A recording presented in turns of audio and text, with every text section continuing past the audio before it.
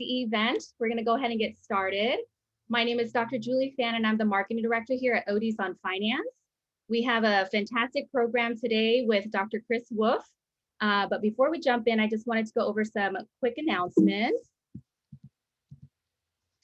First off, if you're new to ODsonFinance, welcome. Our mission here is to cultivate financial success for all ODs at both a personal and professional level. So make sure to check out our website at ODsonFinance.com. There you'll find helpful guides ranging from how to create a backdoor Roth to how to create a business plan. We also have several recommended PM resources and experts that you can connect with. Secondly, if you're on the website, make sure to hit subscribe to our newsletter for the latest OD-focused financial news updates. And also, if you have Instagram, follow us on ODsonFinance. Hey y'all, this is Dad. So basically we got some really great deals for you guys, okay? So if you got some massive student loans and you're looking to refinance your student loans for 2022, we just negotiated some amazing deals with the following lenders. The one thing we really excited about is definitely probably the first ever best deal on the internet right now is SoFi 0.0375 discount. It's only exclusive to ODsonFinance members for the time being. So it will definitely bring your rate down to roughly 2.11% fixed rate for a 5-year term. This is pretty amazing considering inflation is about 6%. So it's a pretty cheap way to borrow, to basically refinance your loan. To be honest, we really could not negotiate such an amazing deal without the leverage and power of this ODsonFinance community. So feel free to hop onto our website, scan the QR code right there and get started on your refinance journey right away. If you're looking for the $1,000 cash bonuses, Splash Credible Lenkey is definitely your to-go. And then if you want a 6% zero interest, common bond is your choice. All right, perfect. All right. So now we're going to go ahead and hear from tonight's sponsor who made this event possible. First off, we have Rob Marcella with CSI. Good evening. Thank you so much. Thank you to Dat and Julie and Aaron. Obviously Williams Group as well. Robin and I work very, very closely together. And so it's nice to be sponsoring this with Robin as well.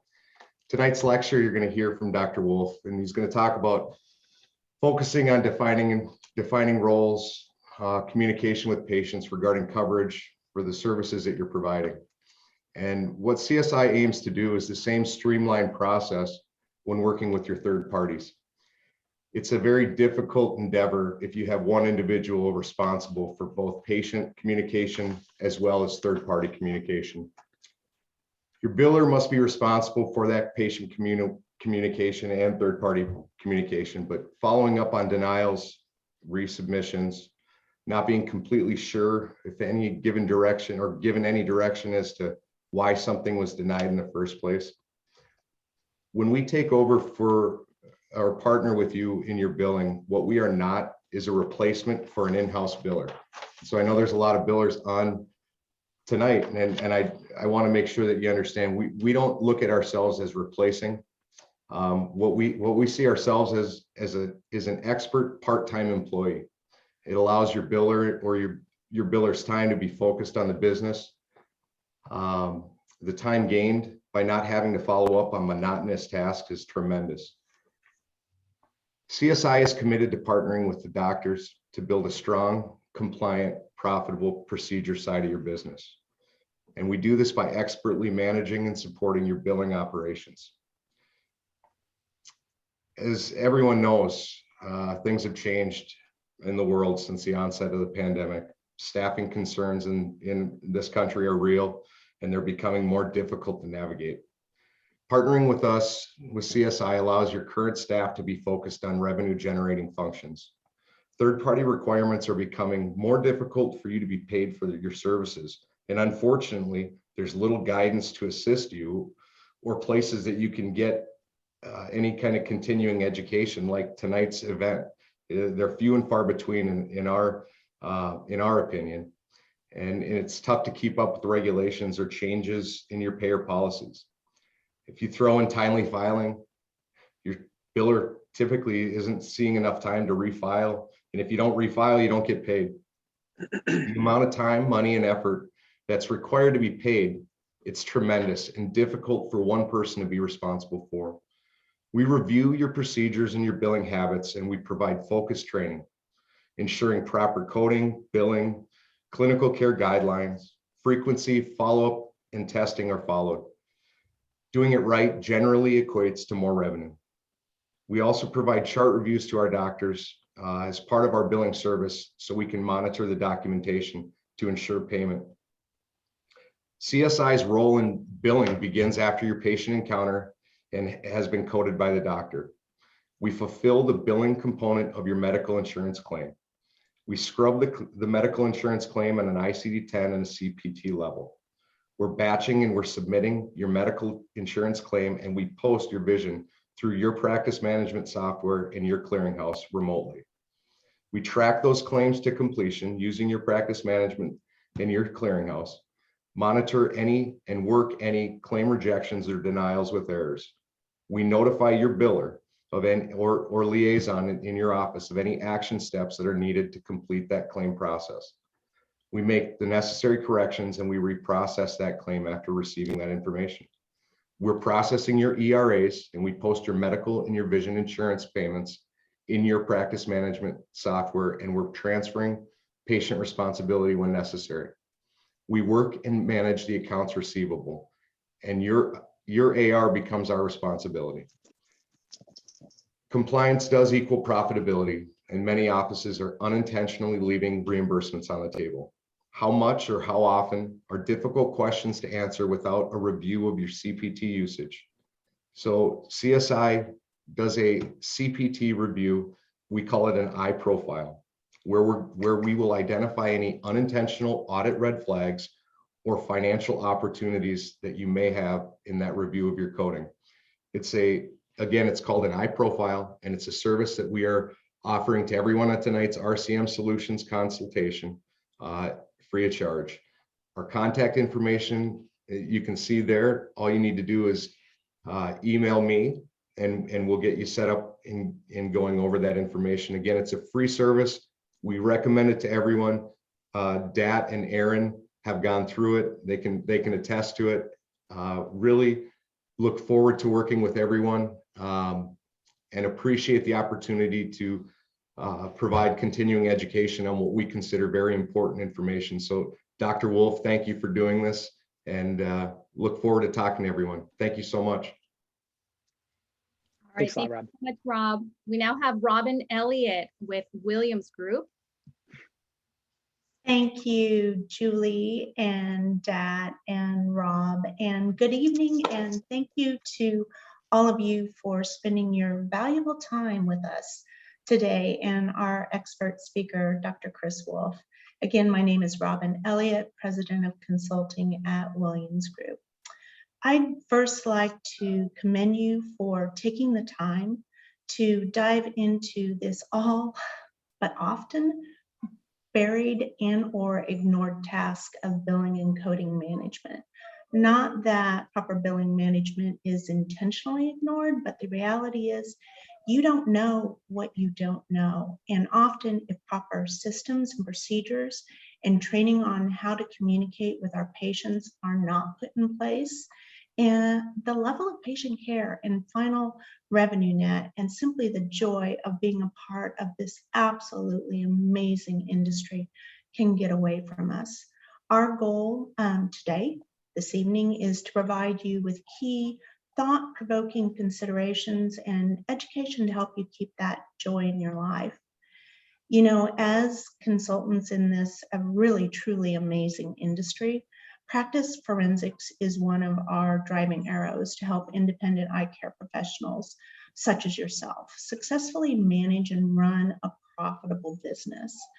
Besides just looking at your financials, among a few other things, one of our first things that our talented partners at CSI and our dedicated colleagues at Williams Group do is we look at your billing habits to determine if you are following proper clinical care standards and what are we missing.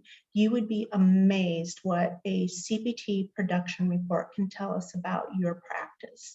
If you're achieving that 5-star patient care, which is so important, your billing habits, your team's level of training and staffing needs, schedule management, which is so important to be able to have the time to be able to bill and code properly. Plus, without patience, none of this matters, unfortunately. So important to have patience. You know, it shows us your profitability and how we can help you work smarter, not harder, maybe even work a few less days and so much more. And believe it or not, it all truly starts by looking at your billing and coding management. Dr. Wolfe is going to be discussing the fundamentals that will help you improve your patient relationships, give your team confidence, and streamline the billing process.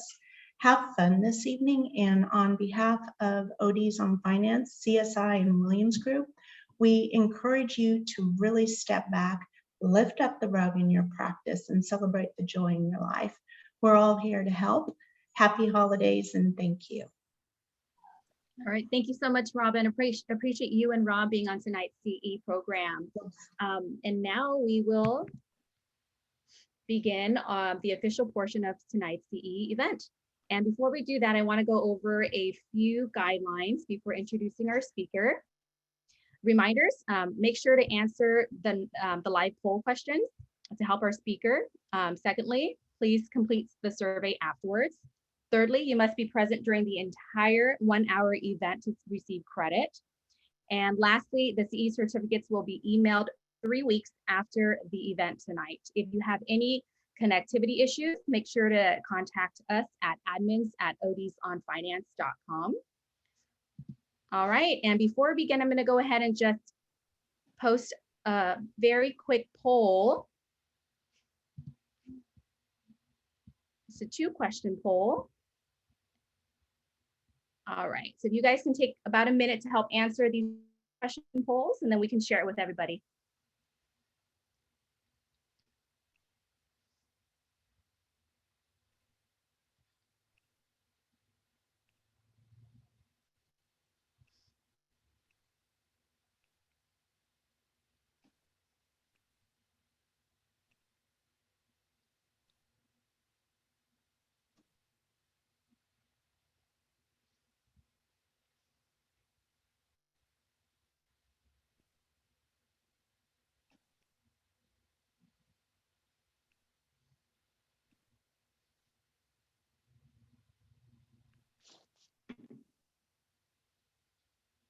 All right, just about 10 more seconds left.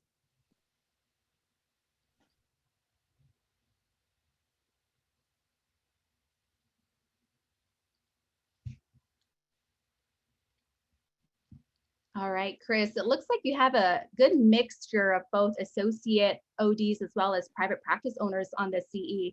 And looks like a lot of people have pretty good knowledge, moderate knowledge of billing and coding. So we're really excited to hear your program tonight. So I just wanted to go over your bio.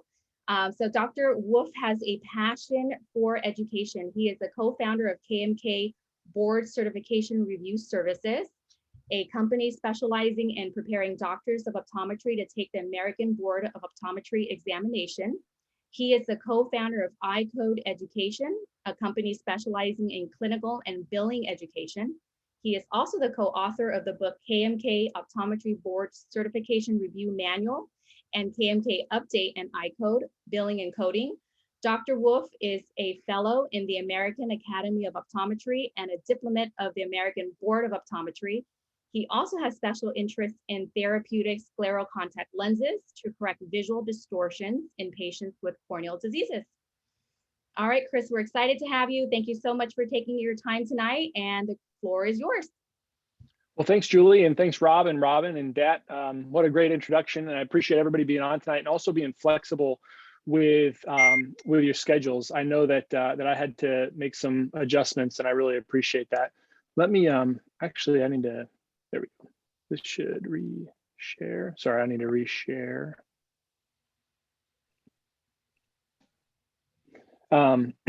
So tonight, what we're going to talk about is, well, one first thing I think I should do is sort of reiterate what Robin and Rob were talking about at the very beginning. As you all know, probably the biggest thing, and I do a lot of talks, which we're not going to get into too much, but I do a lot on where our missed opportunities are for profession. And just a little bit more about my background, because I do think it's helpful and pertinent, is one of the things that I saw through all those years of helping students and doctors prepare is that we really have this great background of knowledge, education, and training that really allows us to manage acute and chronic complicated eye diseases. And one of the biggest challenges that I see happening is, and I think Robin were kind of alluding to this, is that when you look at people's billing habits, there becomes this big disconnect between our knowledge that we acquire in residencies and normal training, and then depending on where we wind up after we get out of school and who teaches us the things that we do in terms of how we get paid. We can really do things really well, or we can sort of get into these areas where we aren't confident in the way that we're billing. And so that's really the goal of all the things that I do, is try to say, look, this is what our clinical practice guidelines and preferred practice patterns tell us to do. And how do we marry that with a clinical practice? And so I have a practice myself, and it's a lot of fun. And it's a lot of fun because I get to practice the way I was trained, as many of you do. And so that's what we're going to try to talk about here. But tonight is going to be mainly about how do we formulate really a philosophy around the way we communicate with our patients, and whose responsibility is it all along the way. And I can tell you right now that there isn't one answer for every single practice. So one practice might have this one philosophy, and it'll work most of the time. But there might come points where, gosh, that didn't work out as well as I had thought. And so how do we not dig our heels in a way that allows us to deliver the care that the patients deserve, but also get compensated for that? And part of it, and a big part of it, is not just having that understanding of how to do it, communicate that understanding to patients, because I find that the better we do on all the ends, whether it's patient scheduling and follow-up and billing and doctor communication, the better we do at that, the more seamless transition that patient goes through the process of our practices, but also the less headaches. You know as well as I know that if a patient calls back and they're upset about a bill, most of the time it's because we didn't not always, but probably we didn't communicate as effectively as we ought to have. And that's why that patient is unhappy. And so then that leads to this resistance to our team, and resistance to docs to be like, oh, I'm not going to do that. I'm just going to do the easy path. And then that easy path leads to what Robin and Rob are talking about, where we look at people's data and we see that they're undercharging, they're undercoding, they're not following up on things that ought to be followed up with. So that's the goal of tonight, is to try to get you to think about who in your practice is best to communicate different things, and how might you want to handle a specific situation. So we're going to go through about 10 different cases, and I'll try to give you ideas. And so you can sort of write down what you think is good. And typically what I'll try to do is give you one or two different ideas per case, so that you can think, oh, this one might work really well for our practice, or no, I'm not going to do that. That doesn't seem like something that will make sense.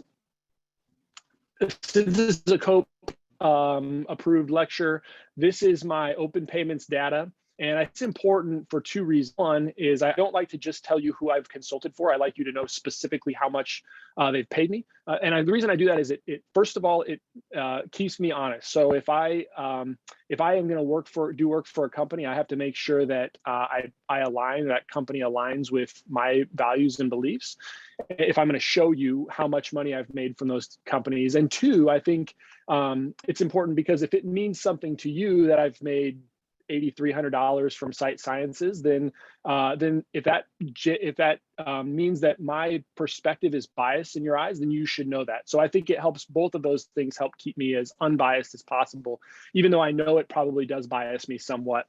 This is from open payments data, and you can look at anybody else or yourselves for open payments data as well. So our goals tonight is to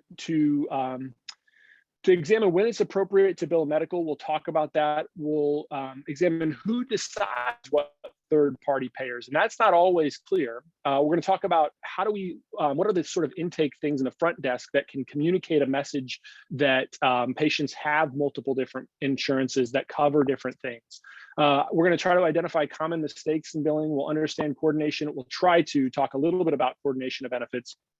And then also consider things like in-network and out-of-network. And we're probably going to have some time at the end to go through some frequently asked questions, which I've already sort of compiled.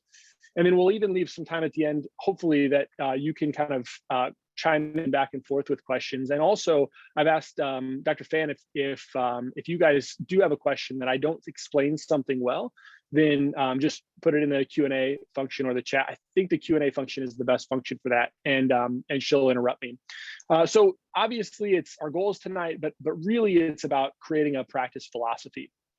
So when we think about the areas, there's this whole path that you can think about. So, when patients schedule, what types of things do we communicate to that patient when they schedule an appointment?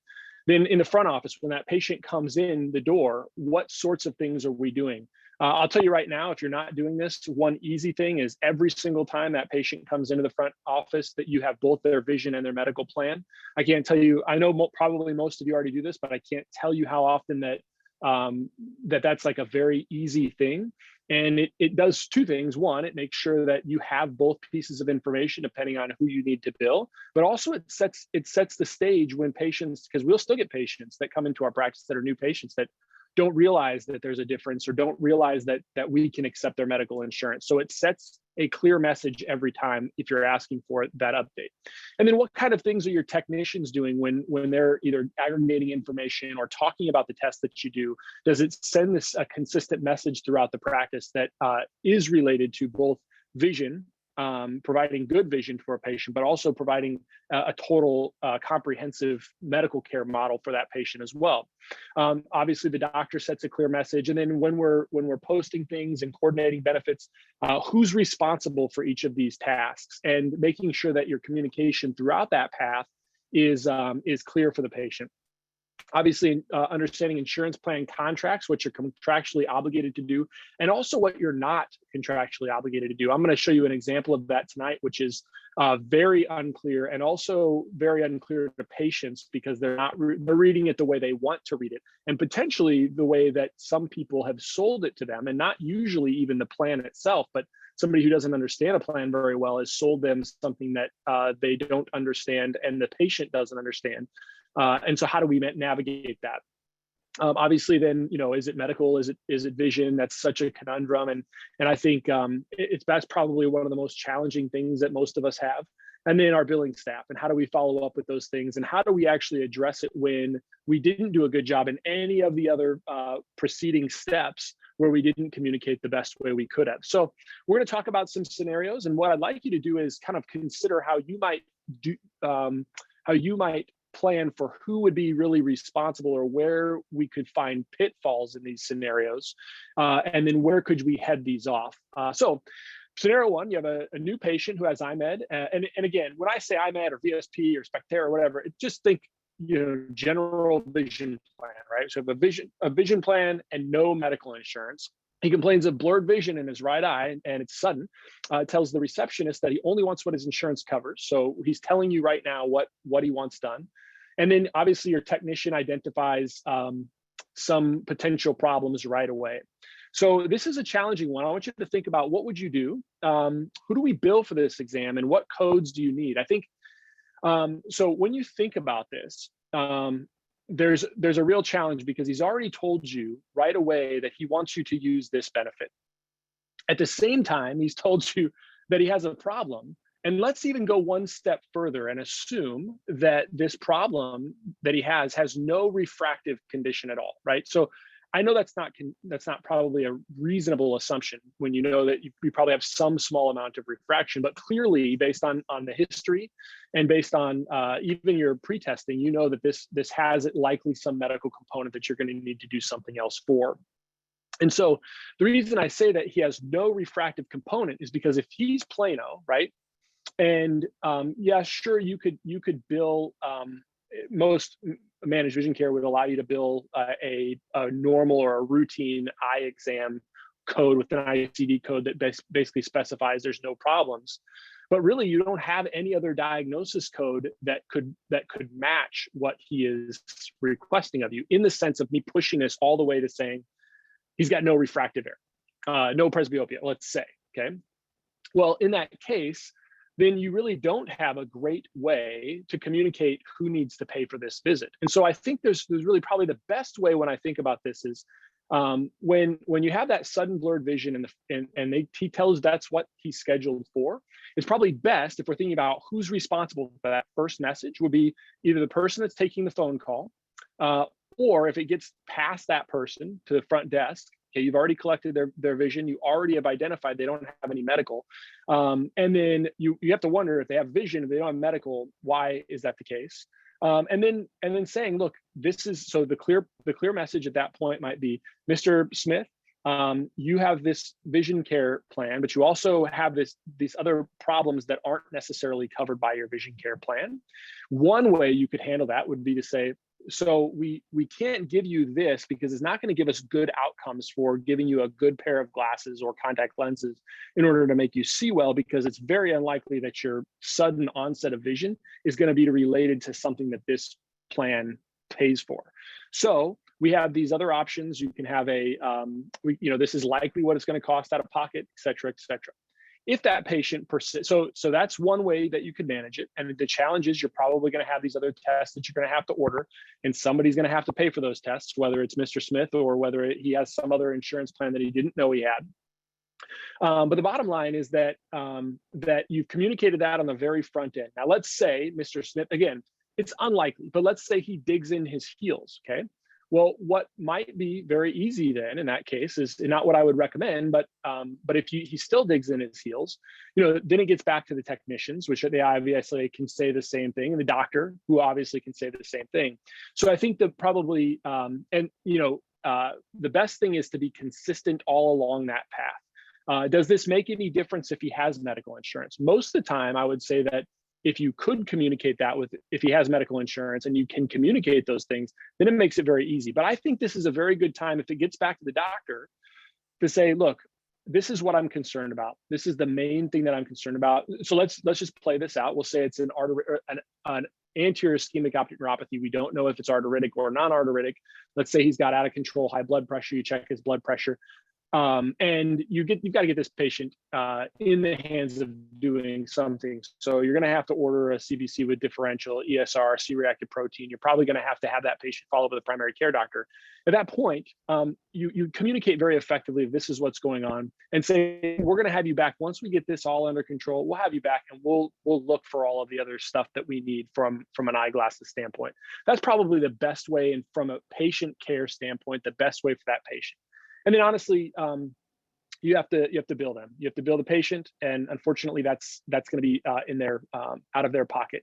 Is probably the best way to do it. Now, I will tell you, there's probably people on here tonight that would say, well, because he has a coverage from his IMED, I'm going to try to do that underneath his IMED. Yeah, I mean, it is a challenge, right? That's what he wants you to do.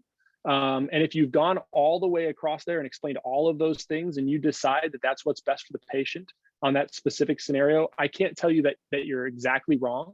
I would just advise that would be kind of your last resort, if at all possible. But most patients will understand this, and don't make a rule based on the exception. So that's the other problem I see people make or challenge that a lot of people will do, is that they will have these scenarios in their mind, and they will make everybody that comes in now, because they just don't want to battle with it. It's just like, well, it's just easiest. We'll just send it to your IMED, even though it wasn't really best to do that. So remember, you can always trickle down and do things later on, or as an exception, but don't make your practice rules based on some of these really rare exceptions.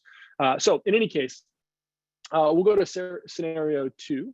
And I'll just pause for a second, Julie. If you see any questions in between these scenarios that come up, please just let me know. So we'll go on to scenario 2, and we'll say that Melissa K returns after 6 years. In the past, she had LASIK and she had no vision complaints. She's here just for an eye exam, but you've monitored a cutis diameter choroidal nevus in the past, and your prior record actually said that you wanted to monitor, you wanted to see it back a year later. She has both managed vision care and medical. So the question I would ask is, what's the chief complaint? So who do you bill for this, and what's the chief complaint? So this is a really tricky one, because the question comes down to really two questions. One is the chief complaint. In the chart says Dr. Wolfe wanted this patient back 1 year to monitor her choroidal nevus, but the patient's telling you they're here for an eye exam. They probably don't remember what's going on. So who is in charge in this case? So who is in charge of this exam? Well, I think in this case you could manage it a couple of different ways. One is you could tell this patient that, again, you're having communication, patient schedules, and if on the scheduler, that scheduler recognizes that in the past there was a diagnosis code of a nevus, and they're aware enough to be able to say, hey, Melissa, it looks like 6 years ago when Dr. Wolfe saw you, he wanted to look at your nevus every year. So it's been a while. One of the things that he's going to want to do is look at that nevus. Would you like him to do it on this visit? Or would you like him to have you come back for a deeper evaluation, right? So that conversation could be had at the scheduler, it could be had at the front desk, or it could be had at the technician. Or by the time you get back to the doctor, you could have it with the doctor, right? So the doctor could say, we're going to do a deeper evaluation today on your choroidal nevus. That's what I wanted to see you back. Is this okay if we do that? We have 2 different insurance plans, and you can go through the same thing, right? You have this plan that is really great because it allows you to, when your eyes are healthy, it allows us to determine whether or not you need glasses or contact lenses and give you a really great glasses or contact lens prescription. But you also have this other insurance, and that covers things like glaucoma, macular degeneration, choroidal nevi. And you have a choroidal nevus, which, as we've talked about before, it could be the case that it changes into a choroidal melanoma. And so our clinical practice guidelines recommend that we evaluate that annually. And it's been 6 years, so I think it's probably best that we look at that today. And if you want to split them up and we come back and we can do this other exam at that point, or I can do it all today, you're just going to have to pay out of pocket for refraction, right? So that could be the conversation, and that could happen with the doctor. Hopefully it never gets back to the doctor, but it could. Or it could happen at the front desk or at scheduling or with the technician. And then you let the patient decide at that point. They can say, oh, I really I'm having some blurry vision up close, and that's really what I want to address today. And I just want that to go to my managed vision care. So I'll come back, and you can do a deeper evaluation of the nevus at that point. So, or they could say, no, my vision's pretty good. I'm fine. I just really, I remember that after I had LASIK, there was other stuff that you were watching, and I just wanted to have you watch that today. Can you do that? Perfect, right? So again, I think those are the communication steps that you could have for this patient as well that would probably serve you very well. So what about scenario 3? So healthy patient, she's been in since she's a child. She's a 42-year-old contact lens wearer. She's got VSP, Aetna. She's got medical and managed vision care. We're a provider for both. She's moved out of state, and she just comes to see us annually because when she visits family on the holidays. So she's in for 1 day and comes in expecting you to bill her managed vision care and provide an updated contact lens prescription. So again, look at her chief complaint. The first question I would ask is, what's the chief complaint? Well, she has a chief complaint that's not related to, clearly not related to any medical conditions, but on this exam, we identify that there's a hemorrhage on one of the optic nerves. And so that could have been from a posterior vitreous detachment that she was unaware of. It could have been from a normal tension glaucoma.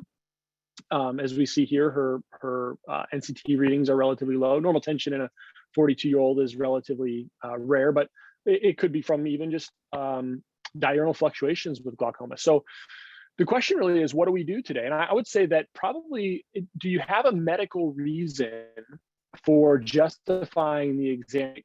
You really don't. There's not really a medical reason that she's shown you based on what I've given you here in the chief complaint to justify that the examination component goes to any medical condition.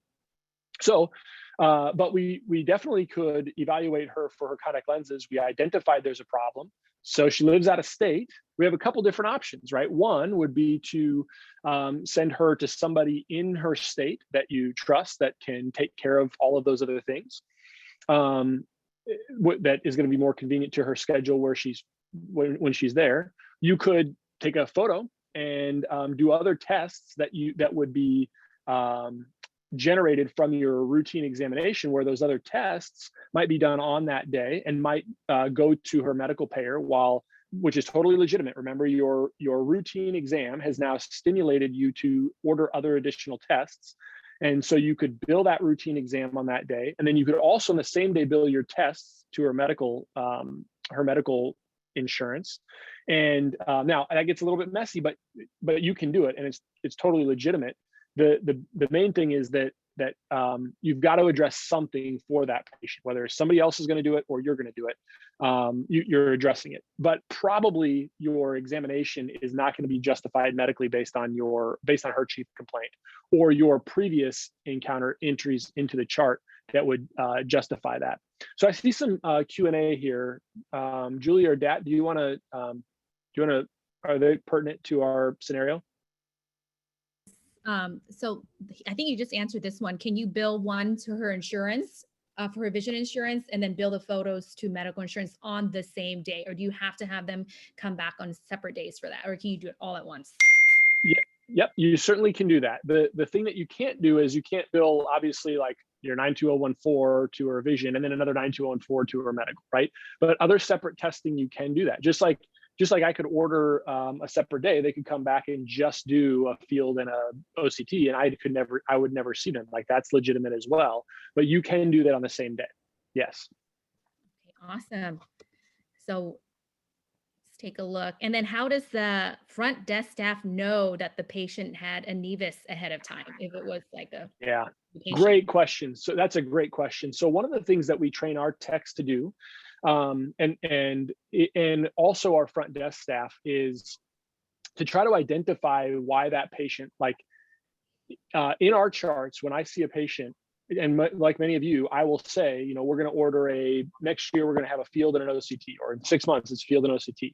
And so one of the things that they're trained to do is look at what were the conditions that we had. First of all, look at what was billed last time.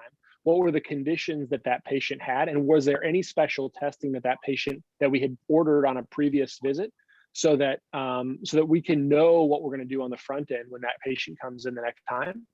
And so because we've trained them to do that, and again, it doesn't take a lot of places to look. Think about where would you train your the people who are answering or the front desk staff. You would look right at the plan from the last visit. And if you've planned it out, you've said what tests you want ordered. And then that patient or that team member can know, okay, well, is this going to be a medical visit or is this going to be a routine visit? Or do I need to have a conversation with that patient? And one place that you can look at is if you look at in your billing section. So again, first play of the plan, was there anything in that plan that that indicated other tests? Second place, sorry, my internet was a little bit unstable. So second place you would look for is, who did you bill the last exam to? So if there's a way for you to see where that, what code was linked to your CPT code, then you can know, okay, well, we didn't ever submit this to a managed vision care for a patient, right? They've always had a chief complaint that's medical. And so if that's the case, then all you're doing at that point is verifying with the patient. And sometimes like, it's just that Dr. Wolfe sees that you're here for this, or I see that you're here for this, and this today. We're going to file this to your medical insurance. Done, right? And if you want to have a sheet, we have one in our practice, and I'll give you some contact information at the end if you want to reach out to me. But there's a sheet that you can use that basically a patient can sign off on that. It tells them all those things. This is, yes, you have routine coverage, but you also have this medical condition we're watching for you. If you'd like us to do everything today, we can do that, but we have to submit it to your medical insurance, right? And so they sign that off. And so it's just, we're communicating it verbally, and then we're communicating in paper, so that by the time, if something happens on the billing, first, it rarely gets back to the billing where patients are getting unhappy. And if it does, you can go back and say, remember that Kelly talked to you about this at the front. Oh, no, I don't remember that. But remember you signed this sheet of paper that Kelly talked to you about. Oh, okay, now I remember it. So you're building in systems so that patient isn't surprised at what you've done. So I hope that answers your question, Dr. Fan. Okay, so I'll keep moving on to the next. Oh, go ahead. Is there another question? What if they don't come back and they sign this piece of paper, they're going to come back for their medical exam. If they don't come back and you see, glaucoma or retinopathy, are you liable for them, losing their vision because you did a quote unquote a routine exam on them? Yeah, well, that's a great question. And I think the first thing is that that if you're communicating to the patient and you're putting it in the chart that you want that patient to come back, then it is on them to come back. Now, there are certain things, of course, like if this patient has a pressure of 50 and you say, I'm going to see you back in a month, and I mean, you're not going to be absolved from that, right? But the key is that, if you're telling that patient, this patient, for example, I need you to see somebody in New Hampshire, and they don't schedule, and you've communicated that to them, at some point it's on them. If your chart reads, I want you to do X, Y, and Z, and this is why it's important. You're at risk for glaucoma, which can be a blinding disease, and your chart spells that out, then they have to be responsible at some level. Now, there's also, Julie, some medical legal experts that might say, okay, well, if those patients haven't come back in certain amounts of time, then you need to send them certified letters, et cetera. And I do think that it's probably worthwhile, especially for certain conditions, if you can go back and kind of do some standardized recalls. So let's say you have patients where you've identified them as H40.023, high risk glaucoma suspect. And you can run a report and you can see that 10 of them haven't been in that you wanted to see sooner, and it's probably worth sending them a letter, right? And I don't think you need to fire them. I think you can send a certified letter that says, we talked about X, Y, and Z. It's important. We haven't seen you back for this, and then you can send that, right? That can give you additional coverage from a medical legal standpoint. But I don't think we ought to be worried about patients not coming back for other follow-ups, as long as our chart says what our intentions are, and we communicate those intentions to the patient. All right, sounds good. Thank you. Okay, thanks. So let's look at the next scenario. So again, patient has two coverage or coverage for managed vision care or coverage for medical, and he wants new glasses. So this is an interesting one because, again, chief complaint is he wants new glasses, right? His best corrected vision is 20/20 -2. And we see on a slit lamp exam, they've got some central SPK, and it's kind of a squishy endpoint for the refraction. So what are we going to do here? What type of visit do we do? And I think most of the time, this is probably going to fall back to the doctor, right? You're not going to likely see most of this unless you have techs that are refracting. You're probably not going to get to this point where you're seeing SPK and such soft endpoints. So it's probably going to get to either a really highly trained tech or the doctor. And I think this is the time where you can pull the phoropter away or pull the slit lamp away and say, hey, Bob, it's looking like, did you notice that your vision wasn't very clear or sharp once we put that new prescription in front of your eyes? And I'm also noticing that there's these really dry spots in the front part of your eye that's preventing you from seeing well. So what I'd recommend doing is holding off on getting any new glasses at this point and allowing us to address your irritation of the front part of the eye. And then once that gets better, then we can give you a much better glasses prescription. Again, that's it, you're done. And if he says, no, I need a new glasses prescription. Okay, well, he has a chief complaint can be, so in this case, he says he wants new glasses. So I think unless he says he's got blurry vision, you now have a chief complaint that would probably dictate a new prescription. Now, remember, your history is ongoing. So if you say, why do you want new glasses, right? If your next question is, why do you want glasses? Well, my vision isn't very good. Done, right? Now you've got a medical complaint that would justify why he wants new glasses. I think the point here is not to get fancy. I think the point is talk to the patient about what's going on. You don't have to be worried about that. And if you show them, if you've got anterior seg photos in your practice and you show them that, they're going to say, okay, well, let's take care of that first, and then we can come back. Now, in this case, one of your diagnostic tests really was your refraction. So the question is, let's say that we had to bill this patient their medical exam or their medical insurance for this visit. But one of the ways that we knew that he wasn't probably ready for new glasses was the refraction. It was a diagnostic procedure. And so probably would be worth it, and not just worth it, but you did the work, you provided the value, you should probably bill for a refraction, and you may need to bill out of pocket for that refraction. And so when that patient SPK heals up, then they come back and you're going to do another refraction, although this time it may be able to be billed to the patient's managed vision care. So those are things that you can certainly talk about. Then on the back end, so after that doctor sees the patient, provides the treatment, plans for the follow-up. So, you're going to schedule that patient back in 2 weeks or 4 weeks, and you maybe do a full ocular surface evaluation where you're looking at osmolarity and inflammatory, or maybe just restaining the patient and talking to them about their symptoms. And then if things look good, then maybe you decide on that visit to proceed with a full exam. Or maybe on that visit, you decide, okay, we're going to see you back in a week for your full exam, right? So again, identifying what that philosophy is going to be. But the bottom line is that when that patient comes out of the room, and if you can, if the doctor can communicate what's going on and what's happening to that technician or to the checkout person, this is what we're seeing today. I want to see Mr. So-and-so back because of this. And then on that visit, we're going to determine whether or not we can give him a new glasses prescription because his corneas have healed, right? If that's the communication that the doctor is handing off to the checkout person, and that's right with that patient, then there's less chance for discrepancy about who's going to pay for that visit. All right, quick question here, Dr. Wolfe. So Sure. 2 questions combined. What if the vision care patient here does not want to give you their medical insurance card, and they say that they don't want you to bill their medical insurance and just go ahead and bill IMED? Are you going to, just suck it up and just do a refraction and give them a soft 2020 refraction because of SBK? Yeah, I think that's where, so here's what you could say. So you could say, okay, Mr. Smith, I'm telling you right now that your vision isn't going to be very good out of this prescription that I've given you, but it's going to be as good as I can make it without healing up these areas. So I want you to start using these artificial tears. Maybe that's what you decide to do. And I'm going to give you this prescription, and I'm going to watch you in a month, and we're going to see how you're doing. And that's it. And then if that's what they decide, then that's what they've decided, and they've chosen that path for themselves.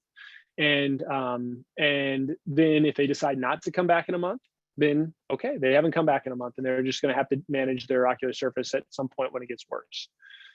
So yeah, I think, Julie, at that point, if they really were adamant about it, I would say, look, that's what you've wanted. I've caught something. I'm telling the patient, I'm informing them that my treatment is probably not going to be as good as it otherwise could be, and they've accepted that. And then if they decide to come back a month later, then that's great. And if they don't, then it's okay. It's on them. Yeah, and then one of the doctors said, what if they want an RX check in 1 month too? So I think what recommend No. what do you do is take an anterior segment photo of their SPK and show them, hey, you're looking through really densely dry spots on your cornea, whatever the case may be. So I think visualizing it will make it easier way for patients to understand too. So what if they do want the RX check? Are you going to charge them? Is it part of their IMED follow-up fee? No. Yeah. So I think, again, that's a great question. And I think it's a practice philosophy. So I keep saying no pretty adamantly, but I guess it really has to come down to how you want to manage your practice. And I think a lot of us would just kind of say, okay, well, maybe I'll try to make it a little bit better, right? As opposed to standing your ground, right? And saying, look, remember, we talked about this last time. And remember, maybe we did take a picture, maybe we didn't, but maybe this next time we'll take a picture and show them and say, look, remember I told you that we wanted to do these things first in order to make you see better. So I think it has to be, I would advocate that you don't do it underneath an RX check. I think most patients, again, if you approach it from a confident standpoint of saying, remember last time that we saw these things and I told you that you probably weren't going to see very well, most patients aren't going to dig in. I think what winds up happening is we don't have a lot of confidence in these kind of discussions. And so we're a little wishy-washy on the front end.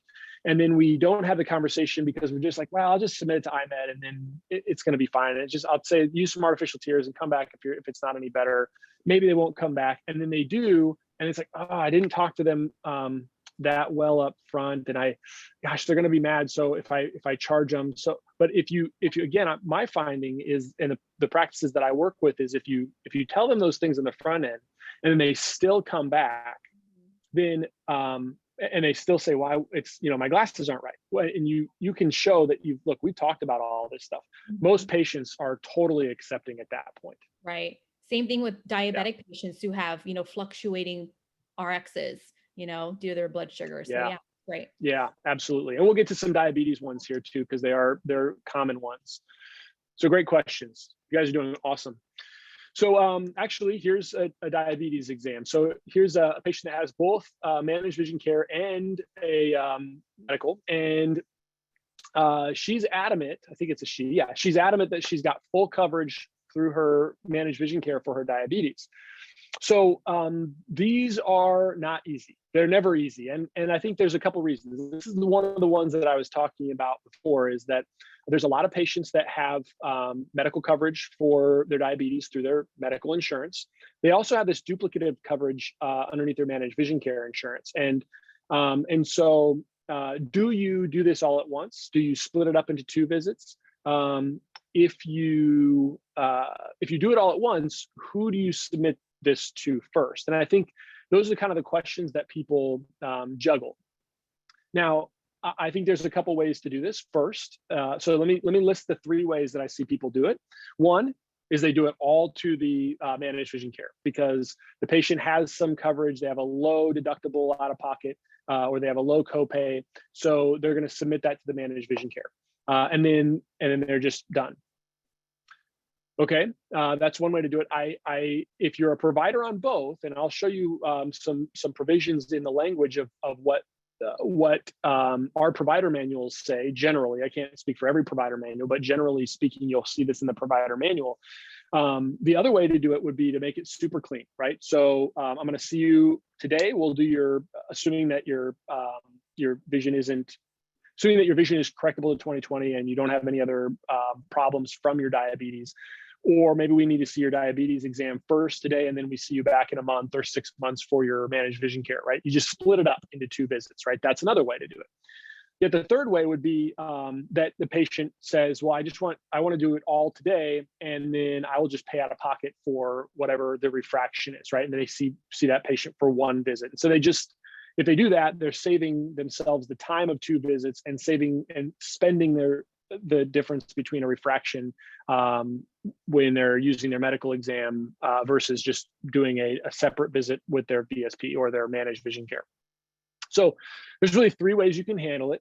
And look what VSP says about this. So now, not every plan may have this wording. Most of them I've seen have, and not every when there is a coverage for a diabetes, for example, not every managed vision care will have the same provision. But if you look at this, it says specifically that the Diabetic Eye Care Program Plus program coverage is only available through a VSP doctor and pays secondary to medical insurance coverage. So it's basically saying it is a secondary insurance. So what they're telling you, doctor, is that if you are a provider on that patient's medical exam, medical insurance, you submit primarily for the diabetes to that patient's medical insurance, and then VSP is secondary. So you coordinate benefits for whatever whatever copays or deductibles or whatever that patient might have from their medical insurance. This isn't Chris Wolfe talking. This is straight from the VSP Diabetes Eye Care Plus program. Even if you just Google it, you can Google VSP Diabetic Eye Care Plus program, you will find this statement almost every page that exists. And so I think the thing here is that VSP is telling you what to do. They're saying, if you're going to do 1 visit, bill that to if you're a provider on that patient's medical, bill it to the medical, and then you can coordinate benefits back through paper claims, et cetera, through VSP based on that specific coordination with VSP. So we'll look at, Julie, was there any questions about that? There usually are. Yes. Can you clarify what coordination of benefits mean? Mm-hmm. So what that would mean is, let's say that you have, in this case, let's say that your medical plan has a $70 copay, and you also provide a refraction for that patient. Well, let's say that the patient had met their deductible, or let's say that they only had that $70 copay, and you sent it to the medical, and it comes back, and all that patient knows is a $70 copay. Then, when you coordinate benefits, what you're doing is then you're taking that $70 and you're sending it to VSP and saying, VSP, you have this diabetic eye care coverage, but we've sent it first primarily to the managed or to the medical payer. And that medical payer now has shifted a $70 cost. So what we're asking VSP to do is cover that $70 cost, essentially. And they may cover all of it, or they may cover a piece of it depending on the contract.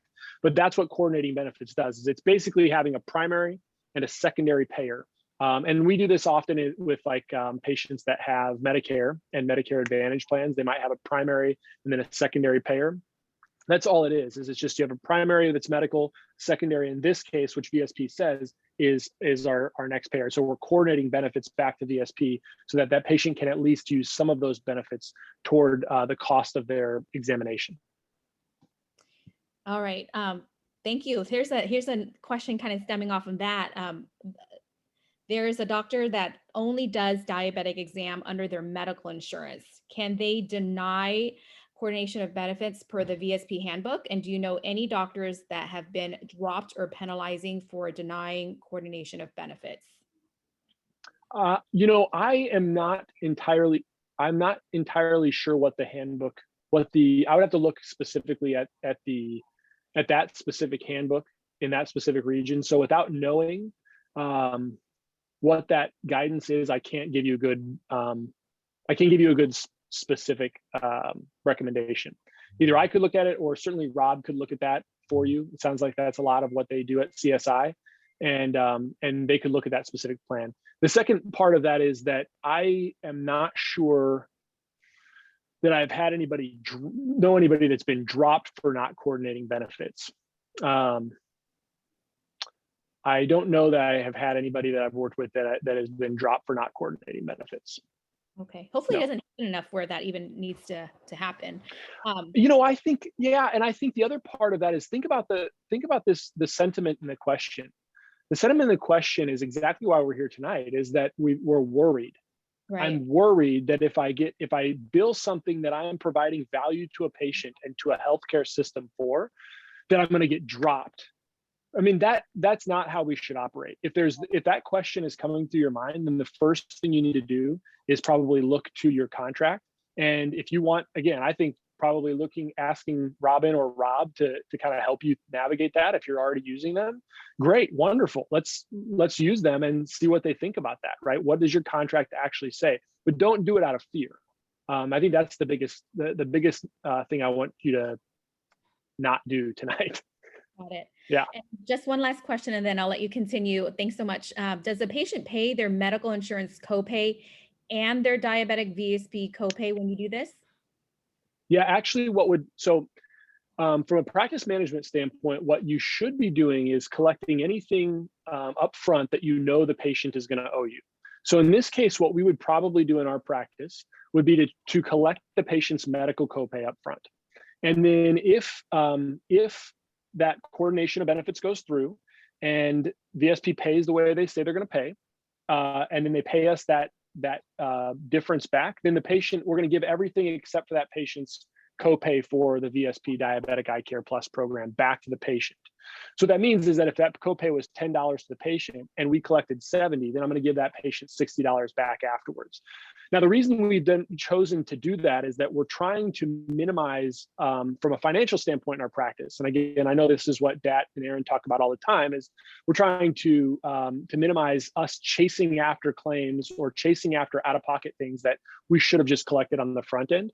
So by us collecting that on the front end, it just means that if for some reason VSP doesn't pay the way they say they're going to pay, or whatever happens, then we've already gotten what is due to us, and we don't have to chase that down with sending letters and making phone calls and et cetera, et cetera. So we try to make sure that anything that we know is not covered on that day, or we suspect isn't going to be paid, we try to collect it. Now, most of the time it's copays, things like Optos, contact lens evaluation fees. We try to collect as much, half or all of our of anything that we're going to order that day, contact lenses and glasses. So we know that those things are never going to be paid, so we're always going to collect them up front. All right, thank you so much. You're welcome. Great questions. Okay, so this is a great one because it's another example of where we can use both of the insurances on the same visit for the same patient. So In this case, this patient has managed vision care, they have medical, and they are here for an eye exam. They want to take, of course, they want to take their prescription to another provider who's going to build their plan for glasses. But they also have medical insurance. And let's say that this patient doesn't have any other complaints other than wanting a new prescription, but you notice there's trichiasis and it's causing some irritation on the cornea. So what do we do in this case? Well, there are some modifiers. So even if this patient just had medical, there are modifiers, assuming they had, let's say they had glaucoma and trichiasis. There are modifiers, which we're going to talk about later on, but there are some modifiers that you could use. But in this case, you really don't need a modifier. You have a managed vision care plan that's going to pay for that patient's comprehensive exam, what is commonly called a routine exam. And on that routine exam, you've identified a secondary problem. And now that secondary problem can be managed by a whole other code where you're using epilation to remove that, that offending lash. And that can go on the same day because it's a totally separately identifiable procedure on the same day to their medical. So this is actually a really clean way to use your managed vision care and your medical insurance for most cases. Where it's actually a little bit less clean is if this patient just has medical, because then you have to say in this specific situation, there was a reason for me to do epilation and a reason for me to do the evaluation, which I think we're going to talk about in another case just with medical. So in any case, that's very clean. So you can do both of those. They're two separately identifiable procedures for two separately identifiable reasons, and you can bill both of those to that one to the medical, one to the managed vision care. Awesome. So if we look at what if they haven't their medical deductible? Yeah, well, so in that case, you can. So if you know that they haven't met their deductible, one way would be just, I think the easiest way for that patient would be to just collect their copay. So you'd collect their managed vision care copay, you collect their medical copay, and then you submit their medical. And then if whatever comes back, then you have to either go down and collect again, or if you know that, if you've really done a good job on the front end saying you haven't met your deductible, you could collect that whole piece that you're billing, bill it, and then when it comes back and says, so and so owes such and such, then you've already collected that piece, and you don't have to hunt the patient down again. Or if they write off, so let's say you bill $100 for your epilation, and you charge that patient $100, and then that insurance comes back and writes off and says, nope, we're only allowing $50, and since you're a contracted provider for this patient, then you have to give that patient, essentially they're saying you got to give the patient back $50. So then you just write the patient a check for $50. But however you do that, you probably at the very least collect your copay. Okay, sounds good. Thank you. Great. Okay, so again, we have a managed vision care and a major medical. Patient has a deductible, here we go, $5,000, and she's met only 140 of it so far. They've recently been diagnosed with diabetes. Primary care doctor wants her to have an eye exam. She wants a refraction as well. So again, we can think through what are we going to do in this scenario. So again, I think that this first bullet point, I would suggest probably shouldn't make much difference to us as clinicians, one way or the other. We need to probably do what's best for the patient. Now, in this case, if she's just newly been diagnosed with diabetes, it could be easy for you to say, okay, we're gonna provide you with your vision care exam, and then I'm gonna see you back for a detailed dilated exam to evaluate you for diabetes, right? And that could be at any interval, whatever you think based on your primary care exam or your comprehensive exam might justify or dictate. If you flip it, maybe you flip it the other way, and this patient has, again, you start in and you have the patient has fluctuating vision, their blood sugar isn't well controlled yet, and you get more of that history. Well, then maybe you're saying, and their A1C was 10.1, and they probably, they may have had this for a while. Maybe you say, look, we really need to make sure you don't have any other swelling of the central portion of your vision that's causing any of your vision problems. So let's look at that first. And once we know that, then we can see you back in a week or a month or whatever it is in order to get you a good new pair of glasses. So I think, again, conversation on the front end, conversation with the doctor if it gets back to that point, and then you have to make the decision based on a practice and the communication you've had with that patient to say, what's this next step that we're going to take to satisfy your needs and serve you the best way we can. Julie, was there another question here? No, go ahead. You can continue. Okay, great. So we have a couple more of these, and then we'll get into some more frequently asked questions. So let's say this is a great one. I like this one a lot. After the patient has a visit, they call back and tell you they have a vision plan they didn't realize they had at the time of service. Are we responsible to backdate the claim months later if the patient didn't know their insurance was at the time of service? So this is an interesting one, and it's not clear always. Now, first we can look to Medicare, which we'll talk about in a second. And then I wonder, so what if this patient, so here's what I want you to think about. Because if I say the patient has vision plan and they didn't have a main chief complaint, they just paid you out of pocket cash. And so let's say the vision plan paid you $50 and you charged them $150 and you didn't know the patient had a vision plan. So they call back and say, boy, I had a vision plan. Well, now it gives us this gut reaction to say, oh, I provided you a service that was worth $150 to me and to you because you paid it in cash. But then you realize you had something else and now it's going to be worth way less to me.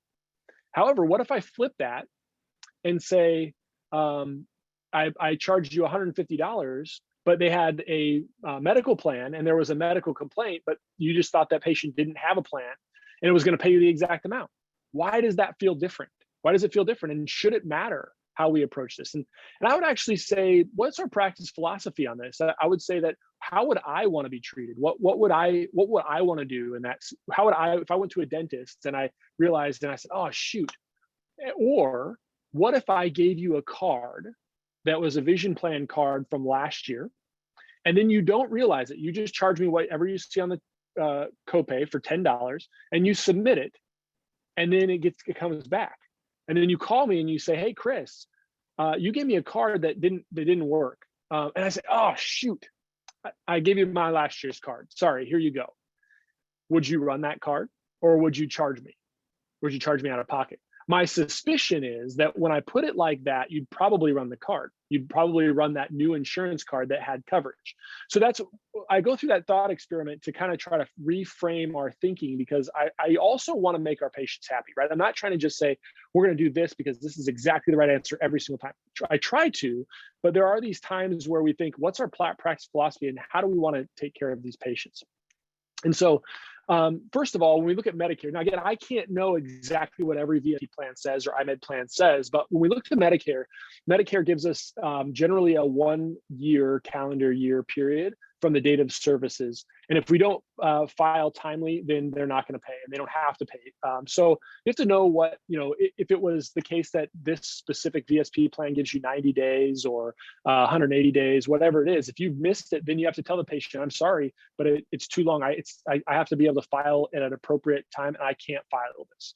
But if you can, then I would wonder, why don't you, right? So what is the policy? What should we consider for the patient? So again, this is what I propose there. And I think this question here allows us to clarify how we might want to be handled in those situations. And so I would say in our practice, again, if we can file it, we'd probably just file it and then credit the patient for back whatever they're going to pay. So questions on that, Julie? Not on that specific topic. Okay, great. All right, so last couple. So we have a 46-year-old new patient. We're not a provider on their managed vision care. So this is pretty straightforward. Can't see very well at near. Do we care? So I think the question here is, well, they've got floaters and they can't see very well at near. So what do we do? Well, I would say that most of us would probably manage that patient, bill their floaters, and then hopefully they would provide a refraction in order to see why that patient can't see well at near and bill them for refraction. One of the common things that I see, I actually talked to David Edlow on my podcast. He'll be actually the first one that comes out in 2022, but it was a great conversation. One of the things he sees, and I see this all the time as well, and I'd love to hear Rob's input also if he's still on, but one of the things that it's a huge mistake I see people making all the time is just not billing a refraction.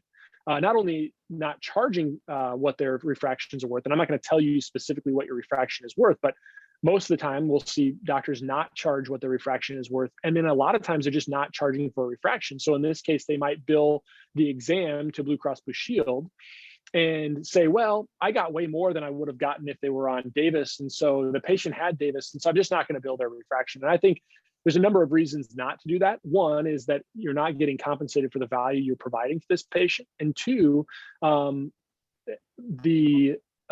if your chart is being analyzed, why did you do a diagnostic procedure that you didn't bill for? I think could be potentially problematic. I mean, it's kind of hard, it's a long shot, but I do think it could be potentially problematic for you under an audit situation. So last one, I think it's the last one. So we have a Medicare patient that was recently referred for bilateral cataract surgery. We've been providing them post-op visits for 7 weeks and feel their recovery is over and the refraction is stable. We billed Medicare for the global fee for each eye. They've got a managed vision care plan. They're eligible for an exam and new glasses through their managed vision care coverage. And they need reading glasses now and they prefer progressive. So what do we do in this case?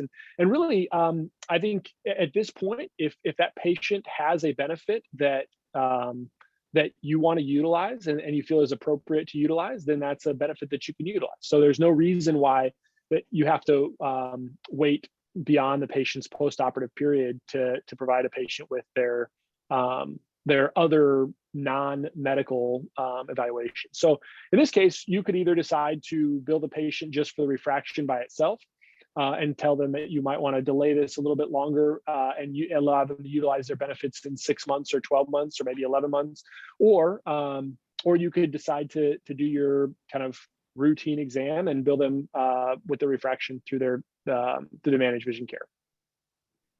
Questions on any of the scenarios that we haven't gotten to yet, Julie?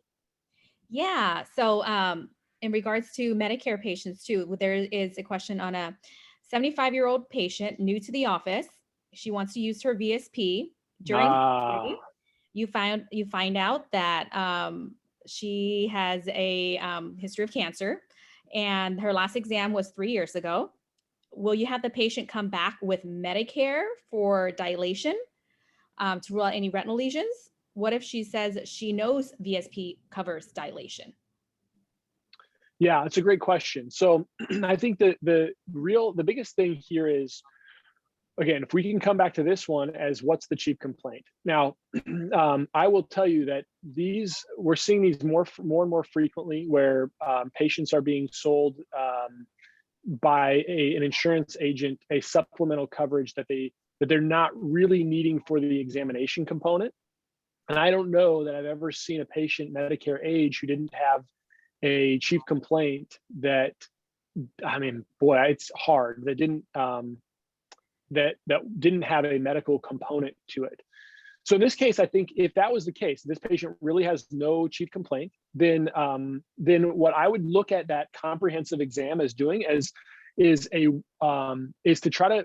So when I look at all of my comprehensive exams, and again, if you've heard me talk on a number of issues, one of the things that I always think about is if you look at prevalence data in patients over the age of 50, and we look at just 4 conditions, well, and you assume that patients are entitled to just one condition, which we know isn't true, but let's assume that. If you look at dry eye and meibomian gland dysfunction, if you look at prevalence data, you're anywhere between, over the age of 40, anywhere between 50 and 70% of the population, if you look at those 2 conditions. If you look at glaucoma suspects, or really just glaucoma, not even glaucoma suspects, glaucoma, you look at infections, and there's one other that I'm missing, not even macular degeneration, but if you threw macular degeneration in there, you threw diabetes in there, basically you talk about those top 4 or 5 conditions, you're at like 90% of the population over the age of 40 probably has one of those. So my point there, Julie, is to say, if they don't have a chief complaint, my whole entire exam is geared towards saying, I'm going to prove to myself that you're in the 10% group, that you don't have something else that prevalence data would suggest you have. And then I'm going to provide you really great prescription, provide you a really good examination to make sure you don't have any of those other things. No telangiectatic vessels, no meibomian gland dysfunction, no cataract formation, no endothelial guttata, no epithelial basement membrane dystrophy, no glaucoma, no macular degeneration, right? So you're looking at all those things. And chances are you're probably going to find something that you want to monitor and watch more closely.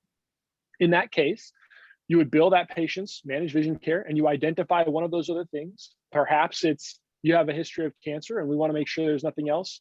There's a difference. I mean, there is a difference between the type of dilation that we do in a patient where we're actively looking for a retinal lesion versus the type of dilation that we do to screen a patient for other health conditions. I mean, you can look at, extended ophthalmoscopy is a clear example of that, but even without extended ophthalmoscopy. So I think the answer there is, if you find another reason to see that patient back, you are not, the mistake that optometrists make is we are not having that patient back to dilate them. That is not why we're having them back. We're having them back to evaluate X disease, right? So I'm not saying to the patient, I'm going to have you back so I can dilate your eyes and then bill your medical insurance. That's not why I'm doing that. I'm having them back so I can evaluate them for the disease that I'm concerned about. And that's the kind of communication that we have to have for those patients, so that they understand they're not hung up on this idea of like, wait a minute, I know that my dilation is covered by VSP. No, that's not why I'm having you back. I'm having you back so that I can evaluate you for this other thing and offer you better treatment options for that other thing. Got it. And what if they say, well, you did my exam today, didn't you see anything? Yeah.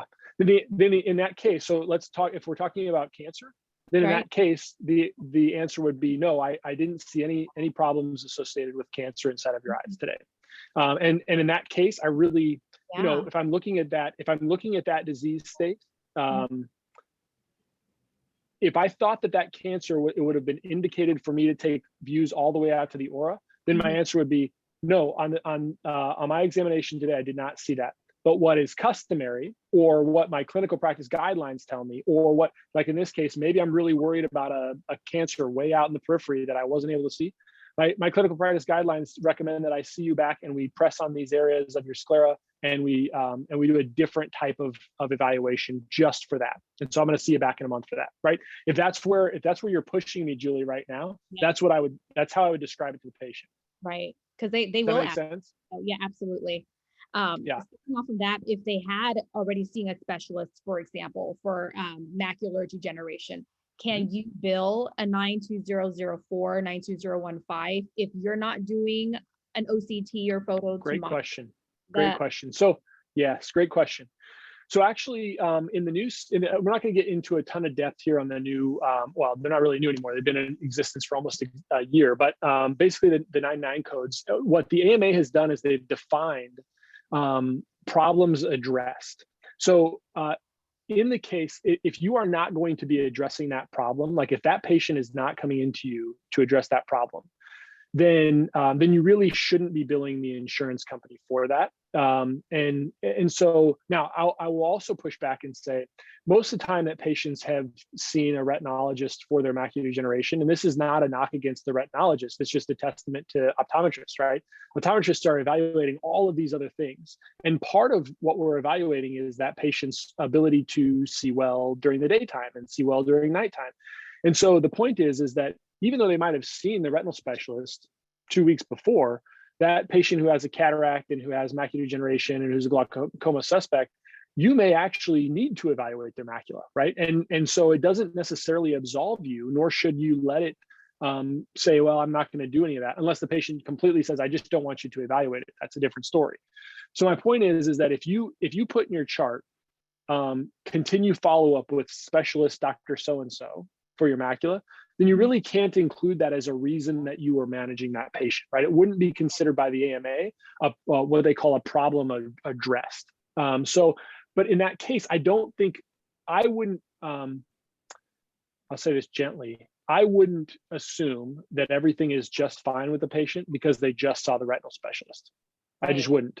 Right. It's mostly my training, I think. It's not me being suspicious of them. It's just me saying, look, I know one of the reasons I think optometry is so much better than ophthalmology, I'll just say it, is because I think we're trained at the entire patient eye care better. And most ophthalmologists are great, but they're great at the cornea. They're great at glaucoma. They're great at macular degeneration. They're great at cataracts. They're not great at all of it. And we are. And so I just approach the patient like, look, I'll probably have I'll probably take more time to explain it to you. And I think if I explain it to you well, then you're going to have a better management of your disease long term, and you're going to understand your disease long term. And I don't care who you saw most of the time. And I think that's just the approach that most really great optometrists that I know take. And so I try to emulate that a little bit. Got it. So if they're seeing a specialist already and the patient requests that you also look at it again, since they're in your chair, that will pass an audit if you also Sure. bill. Yes. Yeah. Even though they saw. Yeah. Sure. Okay. Sounds Yep. good. Yep. So remember, let's flip this a little bit differently, Julie. Let's say that the patient saw you last week, Right. and then they come to see me this week. How do I know that something hasn't changed? Right. And the patient's got a different complaint, right? I can't know that. So I'm going to do an evaluation so I can look at that patient. And I could also, part of that evaluation might be to say, Julie, can you send me your photos or your OCT from last week? I just need to make sure that what I'm seeing jives with what you were seeing, right? That's totally legitimate. Okay. And it doesn't matter whether or not you're a retinal specialist, like maybe you're a fellowship trained retina OD, or you're an MD that's a retina doc. Got it. Thank you. You're welcome. Great question. Okay. So, Aaron, did you want to jump in? Did you have something to say? I saw you pop in for a second. Hey, I just wanted to say hi, and I will close it out when you're all finished. Okay. All right. So let's get to some other frequently asked questions. So foreign body removal. I get emails all the time, and a lot of these emails are really just over the last month since we've been planning for this, that I decided, well, we'll stick some of these in. Some of it does come down to patient communication. Some of it is tactical. So how do we manage this? So, common question, how do we bill for a foreign body removal, including bandage, rust ring removal, et cetera, office visit? So what do we do here? Well, I think first of all, we look at what our code sets tell us. And when you look at 65222, which is a removal of foreign body, I'm showing you national averages. So Medicare national average is about $45. And then the common question I get is, well, can I bill an office visit? And if I bill an office visit, what's the modifier I have to use? So I know if I bill an office visit, there's this modifier called the 25 modifier, which is telling the insurance company that there's a separate identifiable service that I'm providing to a patient who also needs a procedure on the same day I'm doing this service. So if I bill an office visit and a modifier, I know that I'm going to get paid for both the foreign body removal and the office visit. But I'll tell you that if the patient's reason for being there really is to have the foreign body removed, whatever that chief complaint was, so if their chief complaint is, I think I got something in my eye, then you have really an option of, and that's the reason they're there, then you really have the option of using your 65222 or your office visit, but not both. And the reason not both is that when you look at CCI edits, so correct coding initiative edits, what they're doing is any procedure code that carries a global period of 10 days or less, generally, and everything that we do in our practices, this is the case, is going to have an office visit built in to manage that procedure. So whatever evaluation you need to do in order to manage this patient is included in that 65222. But remember, you also have the ability to utilize an office visit. So you could utilize a 99 code all by itself, and it would still be fine. So you have the ability to say, do I use a 65222 or do I use the 992XX, right? Whatever that 99 code is. What about a bandage contact lens? Well, same thing. So the CCI edits really tell us that if we are removing a corneal foreign body and we're using a 65222, then everything is bundled together. The office visit is bundled together, the bandage contact lens is bundled together, and we have to do it all underneath that same code, which kind of stinks. So but you do have the ability with another option to say, look, this is an office visit, this is an evaluation and management code, and you are evaluating something and managing something. And very likely, if we think about the way a foreign body might code out, so again, I'm not going to get into the details too much. I will show you some examples, but if you look at the details of so we have a problem that is an acute uncomplicated injury with most corneal foreign bodies, that's going to give you a low type of problem based on the AMA. And then if we prescribe a medication, that's going to give us a moderate level of risk. So we're going to have a low problem. and a moderate risk, which is going to put us at a level 3. Assuming this patient was an established patient, it's going to be a 99213. If it was a new patient, it'd be a 99203. So remember, again, your 99 codes don't matter anymore in terms of scoring, whether or not you're going to score a new patient and an established patient exactly the same compared to 2020 and before. You'd change the way you scored them based on if a patient is new or established. So the bottom line is that you would pretty well code out at a 99213. And if you look at our Medicare national averages, $71. In this case, you don't have a CCI edit that precludes you from using a bandaged contact lens. So if you chose to use a bandaged contact lens, then you could also charge for that bandaged contact lens. So you tell me, I guess in your practice, you can decide, right? If you've achieved, so again, here's the to be very clear. If you've achieved multiple codes because you provided the exact right care for that specific patient for that specific condition, then you get to pick the code that you use for your practice. And so you have the ability to open up 99 codes even for corneal foreign body removals. So the only thing that you can't do in this case would be to use your 65222 and a 25 modifier for your office visits to do both. Now, I don't think, Aaron, did you have a question? Yeah, it looks like we got one that is related to what you're just talking about. It's from Tyler Sure. Weber. And he said, Okay. what if they are there for a routine exam and you find a small asymptomatic foreign body in the peripheral cornea? Routine exam to question. DSP and foreign body removal to medical doesn't need a modifier doing it that way. In that case, that would be a totally appropriate way to do it. Okay, so, which I don't think I have another follow-up on that. I might, but that's exactly how you do it. Let's say that patient was for let's go further. We talked about the routine exam and then a procedure on the same day earlier where we talked about trichiasis. But in the case, sorry, I know my internet was a little unstable. So in the case that you just gave, let's say that patient was in for a glaucoma evaluation. And then you also saw a foreign body in the cornea inferiorly. In that case, it's totally legitimate to now use your 25 modifier on your office visit and then also remove the foreign body. So in that case, so again, the reason for the modifiers are you're telling the insurance company, I know that in most situations, I shouldn't do this, but in this specific situation, it's okay to do because I'm managing the glaucoma with the office visit and the foreign body with the foreign body removal. So that is okay to do. What I was trying to say at the beginning, and I probably didn't say it very well, was that if that's the reason that the patient came in for, then you don't, and I would tell people, don't get fancy, right? Don't look for like, okay, the patient has a foreign body, they think they got something in their eye. Technically, could you bill the office visit with SPK and then bill your foreign body removal? Yeah, but look, you know what that patient was in for, and you know why they're doing it. Follow the rules. You don't have to fudge it. If you do things right, you're going to make plenty of money and you're going to be able to take care of the patients. But in the glaucoma example, yes, use both and use the modifier. Great question. All right, and a similar related question before you continue. If a patient is coming in for dry eye follow-up for punctal plugs, do I bill for a 92012 and 68761 or just 68761? Great question. Again, another thing that optometrists do that gives away a lot of services. So again, you can, if there are two separately identifiable reasons for that patient to be there. So let's say that patient was coming in for a dry eye evaluation and an allergy evaluation.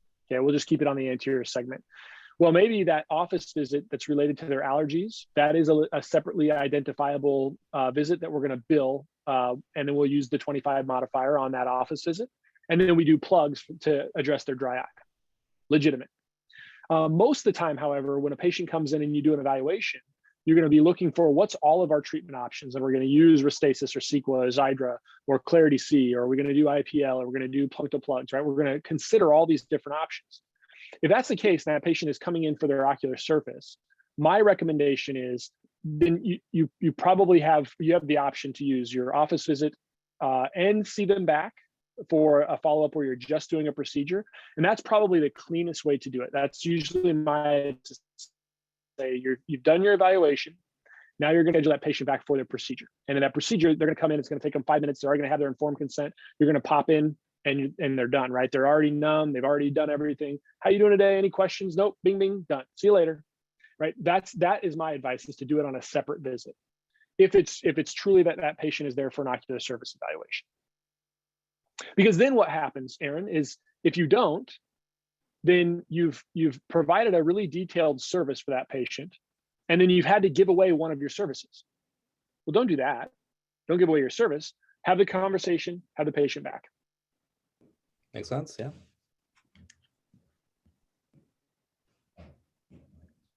Other questions? I am not seeing any more, so I think you're free to continue.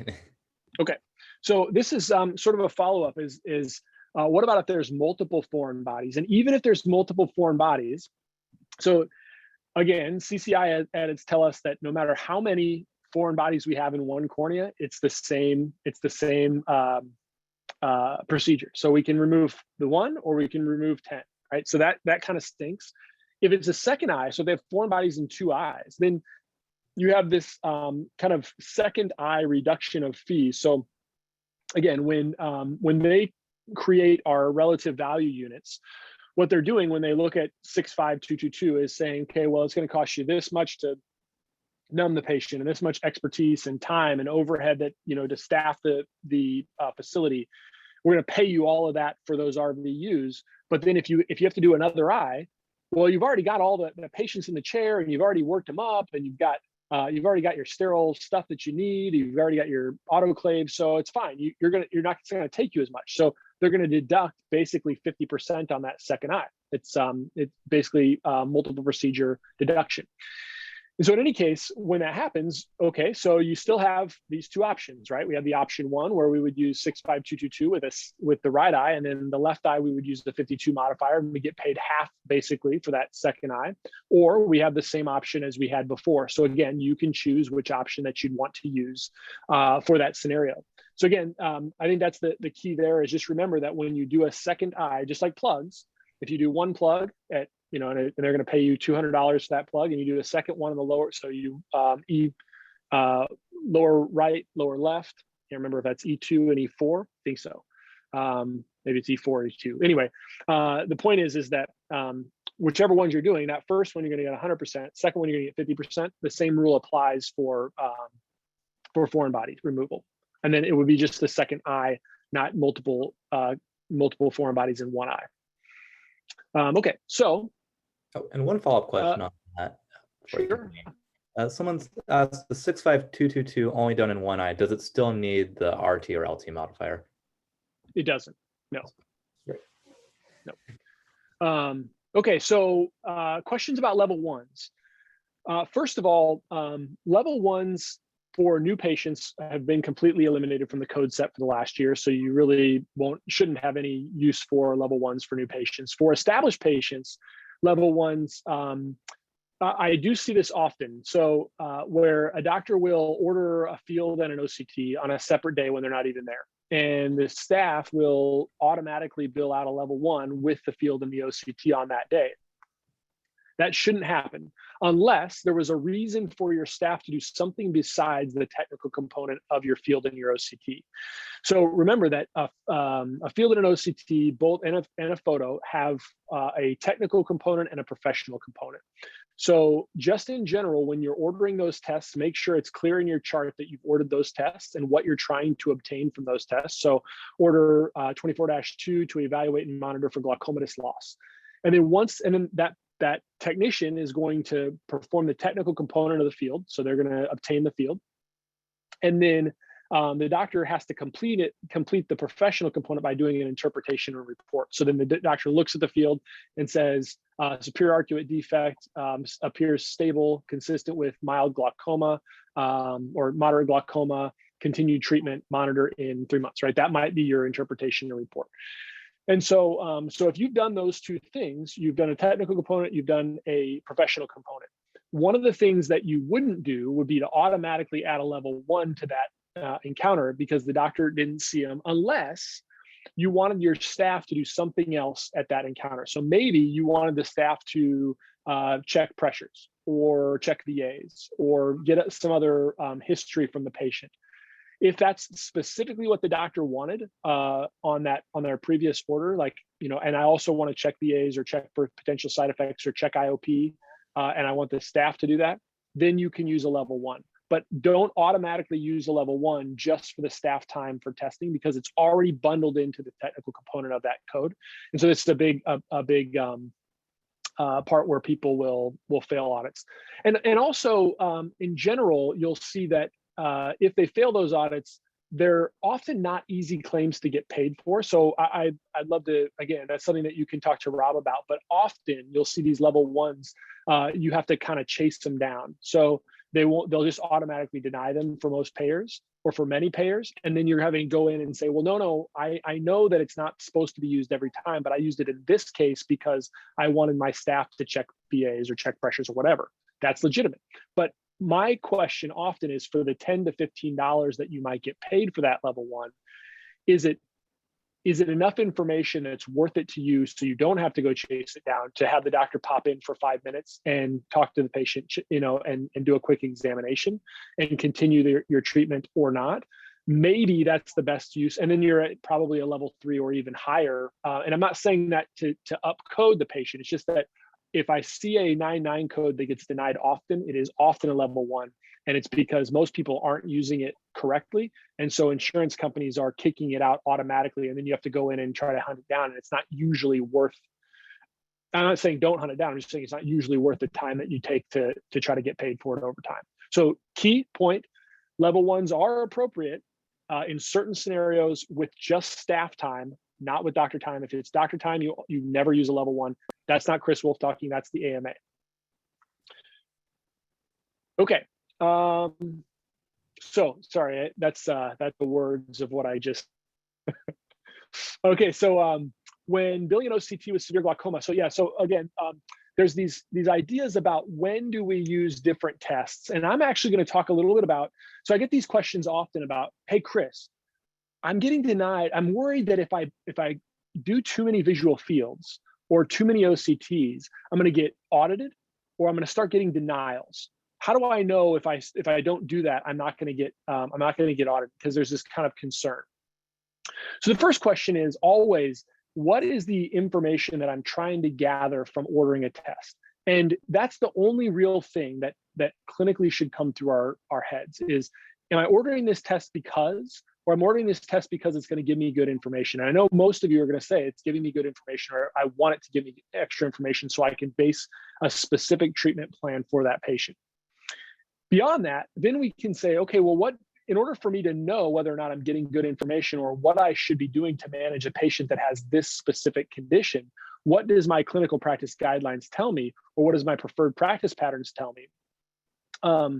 That's something that we can look to know what we should be doing. So remember, one of the things that we think about medical necessity is this idea of, a kind of a common one is this idea of floor effect. So, as your RNFL gets so thin, we're going to have just sort of this red disease, and it's hard for us to distinguish whether or not a patient has had progression.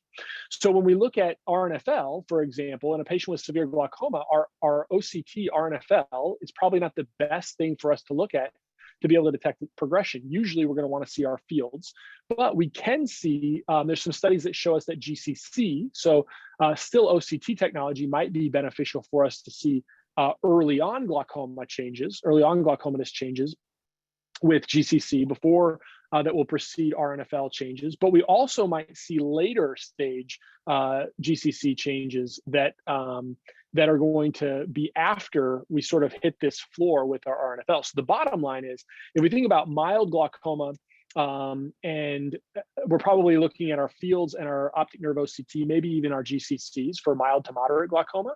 But then for advanced glaucoma, we'll probably want to look at our fundus photos, probably GCC, and then also our 24-2s and maybe even our 10-2s as advanced disease goes. So I use that to say that, okay, now we're switching our philosophy as diseases advance, but we're also switching the frequency with which we might be ordering additional procedures. So Aaron, do you know what our clinical practice guidelines, if you look at the AOA's clinical practice guidelines for severe glaucoma, do you know how often they recommend us doing visual fields in the first 2 years?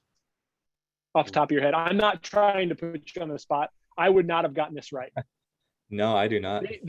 They tell us up to 6 times every. In fact, if you suspect a change, or if you have a newly diagnosed glaucoma patient, no matter what the category is, they recommend up to 6 fields within 2 years. So why I say that is that I find that many of us don't do fields as often, and we don't like to do fields. Patients don't like to do fields, but our clinical practice guidelines really recommend that we do fields more frequently as opposed to less frequently.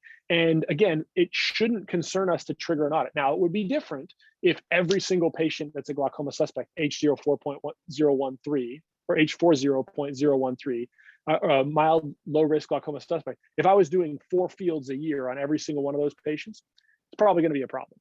And I'd have a hard time if I was audited justifying it.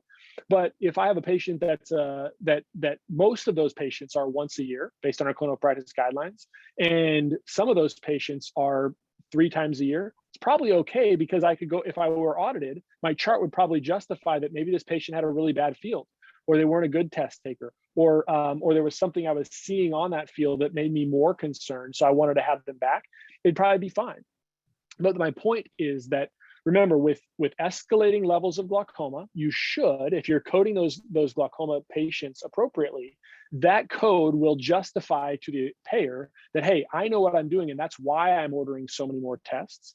And every test that I'm showing you on this field are based on scaling levels of recommended testing, and I'm sort of spreading those tests out in a logical manner based on the severity of glaucoma for that patient. And really, we can do this for any disease state. So whether it's, you could look at your macular degeneration. So you could have dry category 2, dry category 3, dry category 4, and then and kind of even stratify based on risk. So how often are we going to separate tests, and how often are we going to see those patients?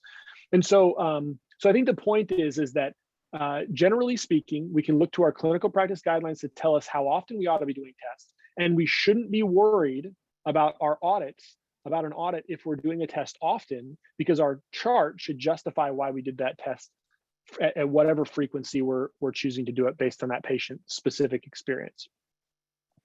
I don't know, did I explain that okay, Aaron? Yeah, that was fantastic. And yeah, just one quick question that we got, semi-related to this. If doing just the visual field because screener caught a lot of misses, and then the OD goes over results with patients, do you still bill? Yes. Yeah. So, okay.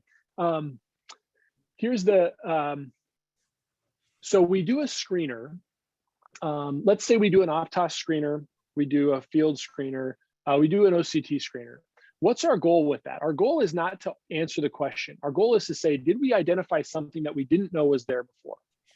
And then when we do we order a test at whatever frequency or iteration, we have that patient back, or maybe we don't. Maybe we order a full threshold test and we're going to go over it with that patient on that day. We can talk through that based on practice preferences and also other, kind of insurance conversations. But we use the screener to identify something that might be wrong. We don't use the screener, and if we identify something there that makes us uncomfortable, we order the full test and we dig into the condition that we're worried about.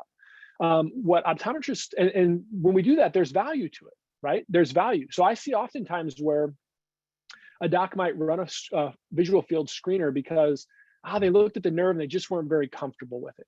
Done. You weren't comfortable with it. You order that because your intuition as the physician was that you need more information about that.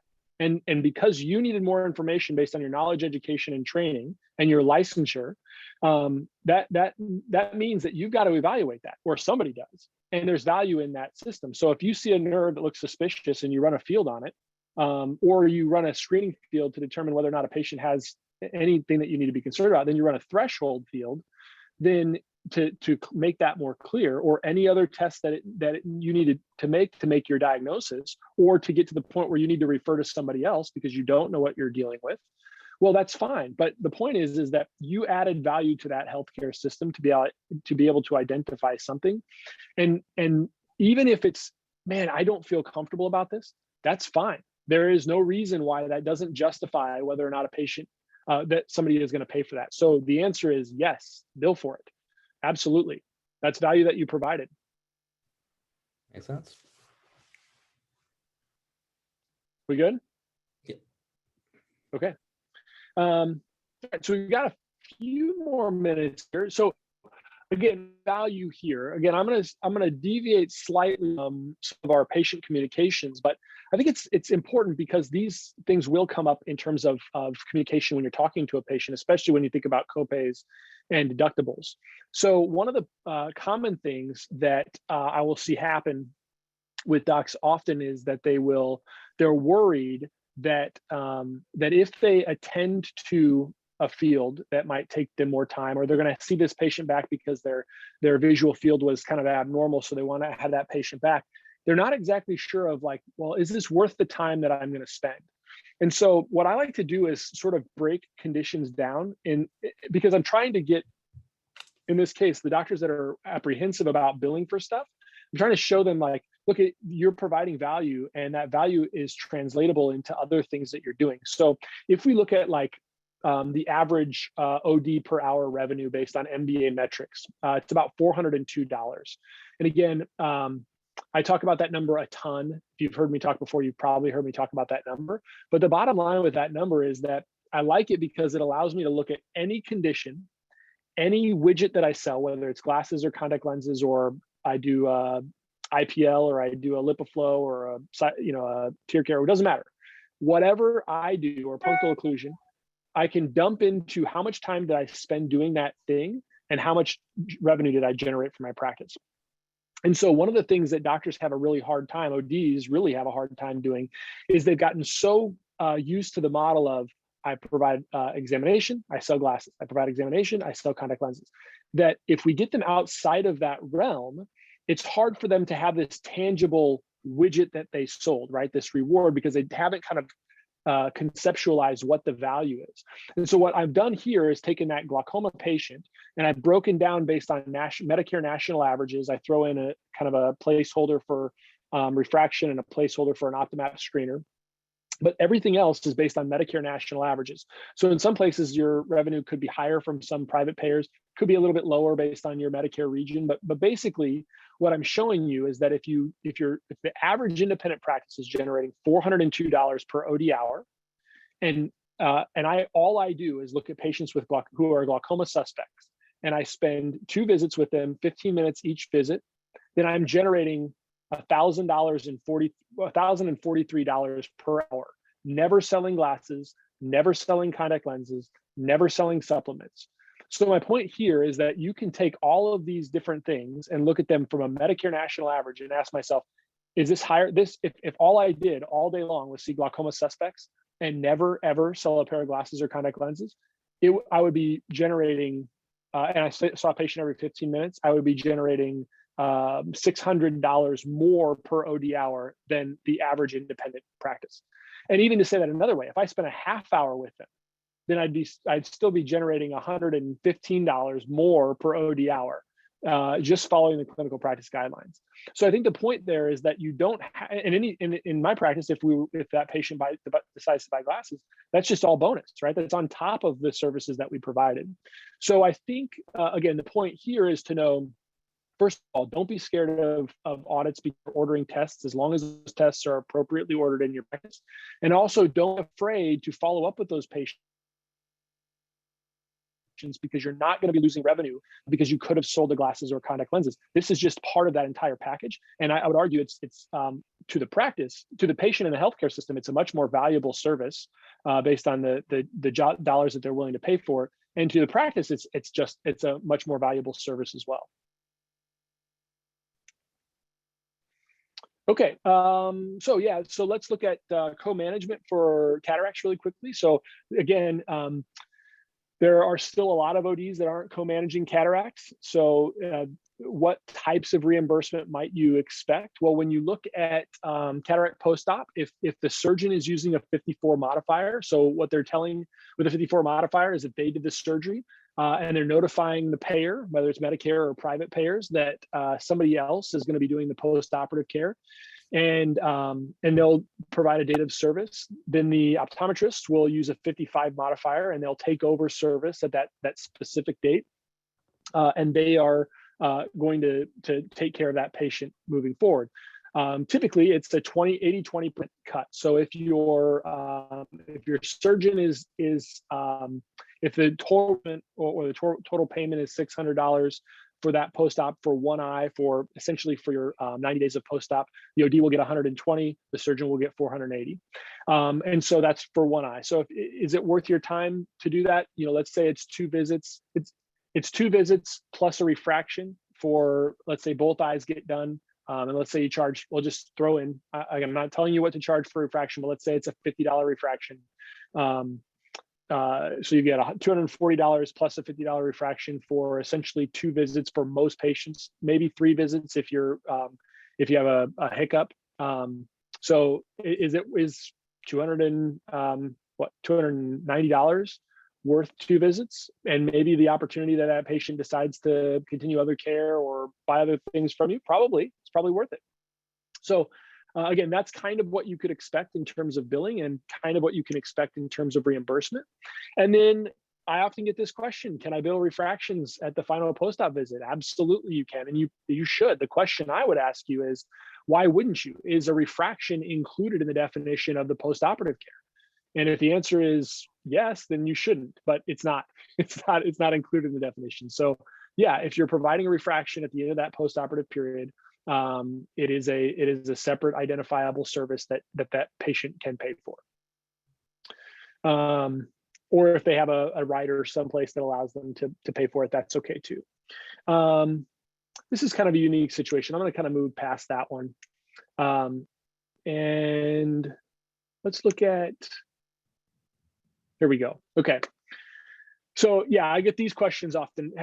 They want me to simplify, people want me to simplify the difference between a level 4 and a level 3, or maybe even a level 2, okay? So I said this before, and again, this opens up an entire 1 to 2 hour talk about this. But essentially, when you're looking at the differences between a level 3 and level 4, first, most of us ought to be playing, in my opinion, and level 3s and level 4s the majority of the time.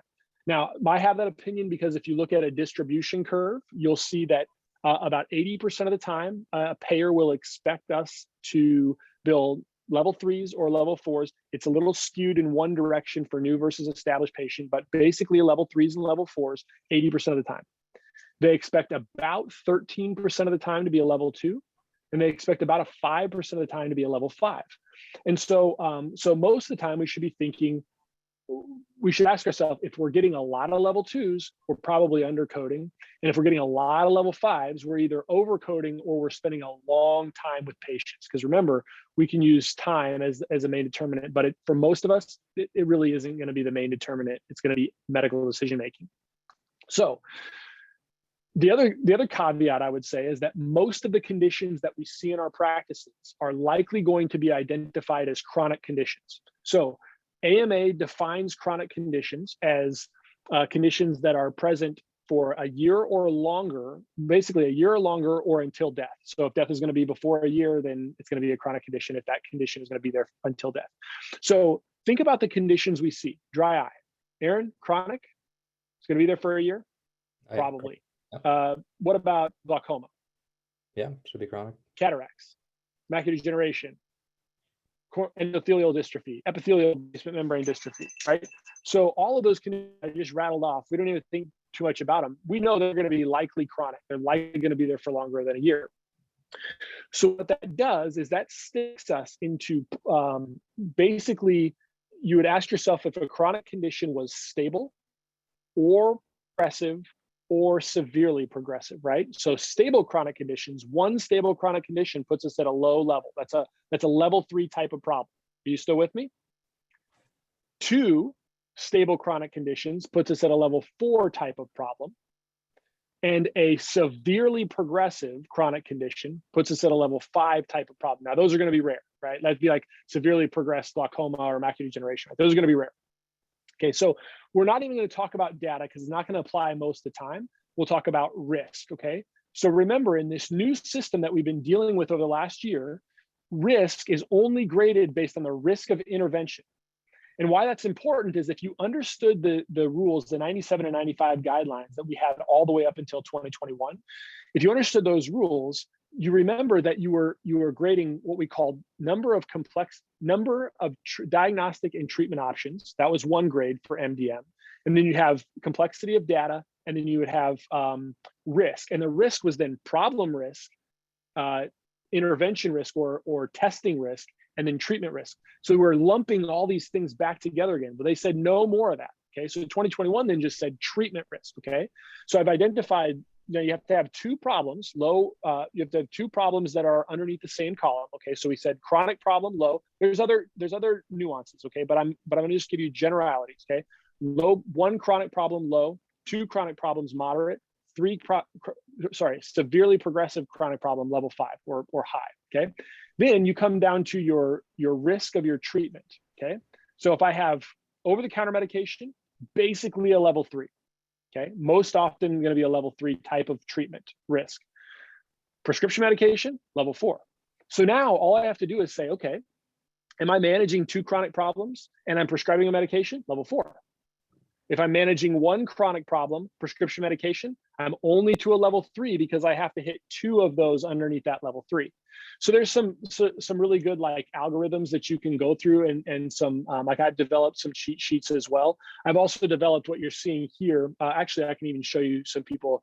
You can look it up. But the bottom line is I developed software that can allow you to check it, and you can see it here. So basically what you would do is you'd go into that software, and what you'll see, let me share this with you.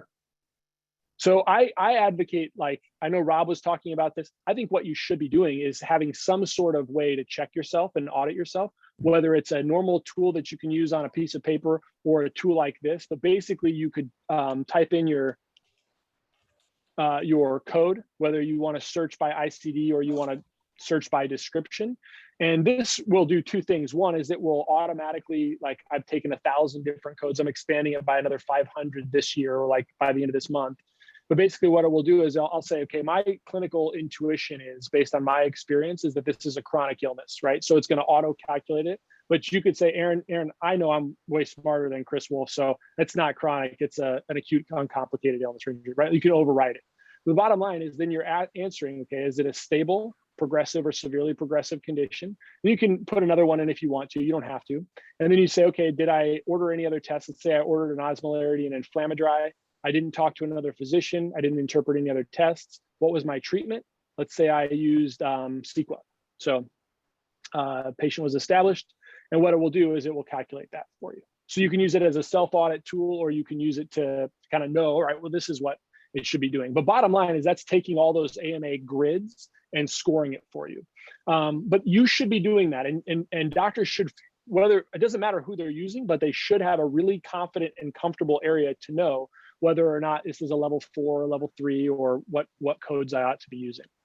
I got a couple minutes left here, I think. Is that right, Aaron? Yeah, we've got a couple more minutes. Let me go back to the that is an awesome tool, by the way. And thanks, man. Yeah, this is awesome. in the comments, so feel free to check it out, everyone in the audience. Yeah, thanks. So Chris, how does member get access to this tool? Yeah, you can look right here at, I don't know why this isn't popping back up. Can you, let me see if I stop share, maybe it will. And because I'll give you a QR code, you guys can see where you can get it. I don't know why I can't see my, let me try this again. There we go. So you can see can you see this again? Yeah, looking good. Yeah, okay. So you can get it at that QR code right there. And it'll just dump you into the website that you can look at it. And then there's another one while that comes up. I'll bring it back because there's one other question that often comes up that I think is really helpful for people to think through in terms of assigning their value. So, so this question essentially gets at, should I use a level 2 or a comprehensive code or a 99 code? If I have the ability to bill a medical payer for either one, then which one should I use? And actually, I like to think through this in terms of like a code hierarchy. So if you've set your fees appropriately, what I mean by that is that if you valued yourself at the same level that payers have valued you, then your fees are going to stratify something like this. And if you have provided the exact right care for the specific patient, that's for the specific condition that has come into your practice, and you can arrive at one, at a 92 code or a 99 code, guess what? You get to pick the code you want to use. And guess what? There's an advantage financially to your practice for picking one code over the other. That's totally fine. What you don't do, of course, is you don't say, I'm going to get a level 99204 out of this patient and then provide that level of care. That's not what you're doing, of course. That's not what I'm talking about. I'm saying you have the ability now to use either one because you've met both codes. And if you understand those codes, then you can pick which one. So what you're seeing here is that obviously the big mistake that people will make that I see often is that they're under coding, right? So they're saying, I don't want to be audited. I don't want to get caught doing something I shouldn't do. And I'm not really confident that I've gotten to the right level. So I'm going to use a level 2 instead of a level 3. Well, look at that first bullet point. If I do that, every single time I do that, it's $37. And that's $37. I didn't have to buy anything different. I didn't have to purchase, a contact lens at a lower discount. I just got value for the service that I was providing. $53 every time it's a new patient, level 3, level 4. So it's significant dollars. Now it's a little less dollars if you look at the differences between a 92004 and a 99204. But if you looked before 2021, the relative value units, I won't go into that too much, but it's basically, for those of you who haven't thought about it, it's how they value each service code. And there's a professional component, a malpractice component, and a practice overhead component. But essentially, if you look at how a service is valued, in the past, established patients for comprehensive codes were valued higher than 99 codes. Okay, so 92014 was valued higher than a 99214. So the rules were not the rules, but the payments were structured slightly differently.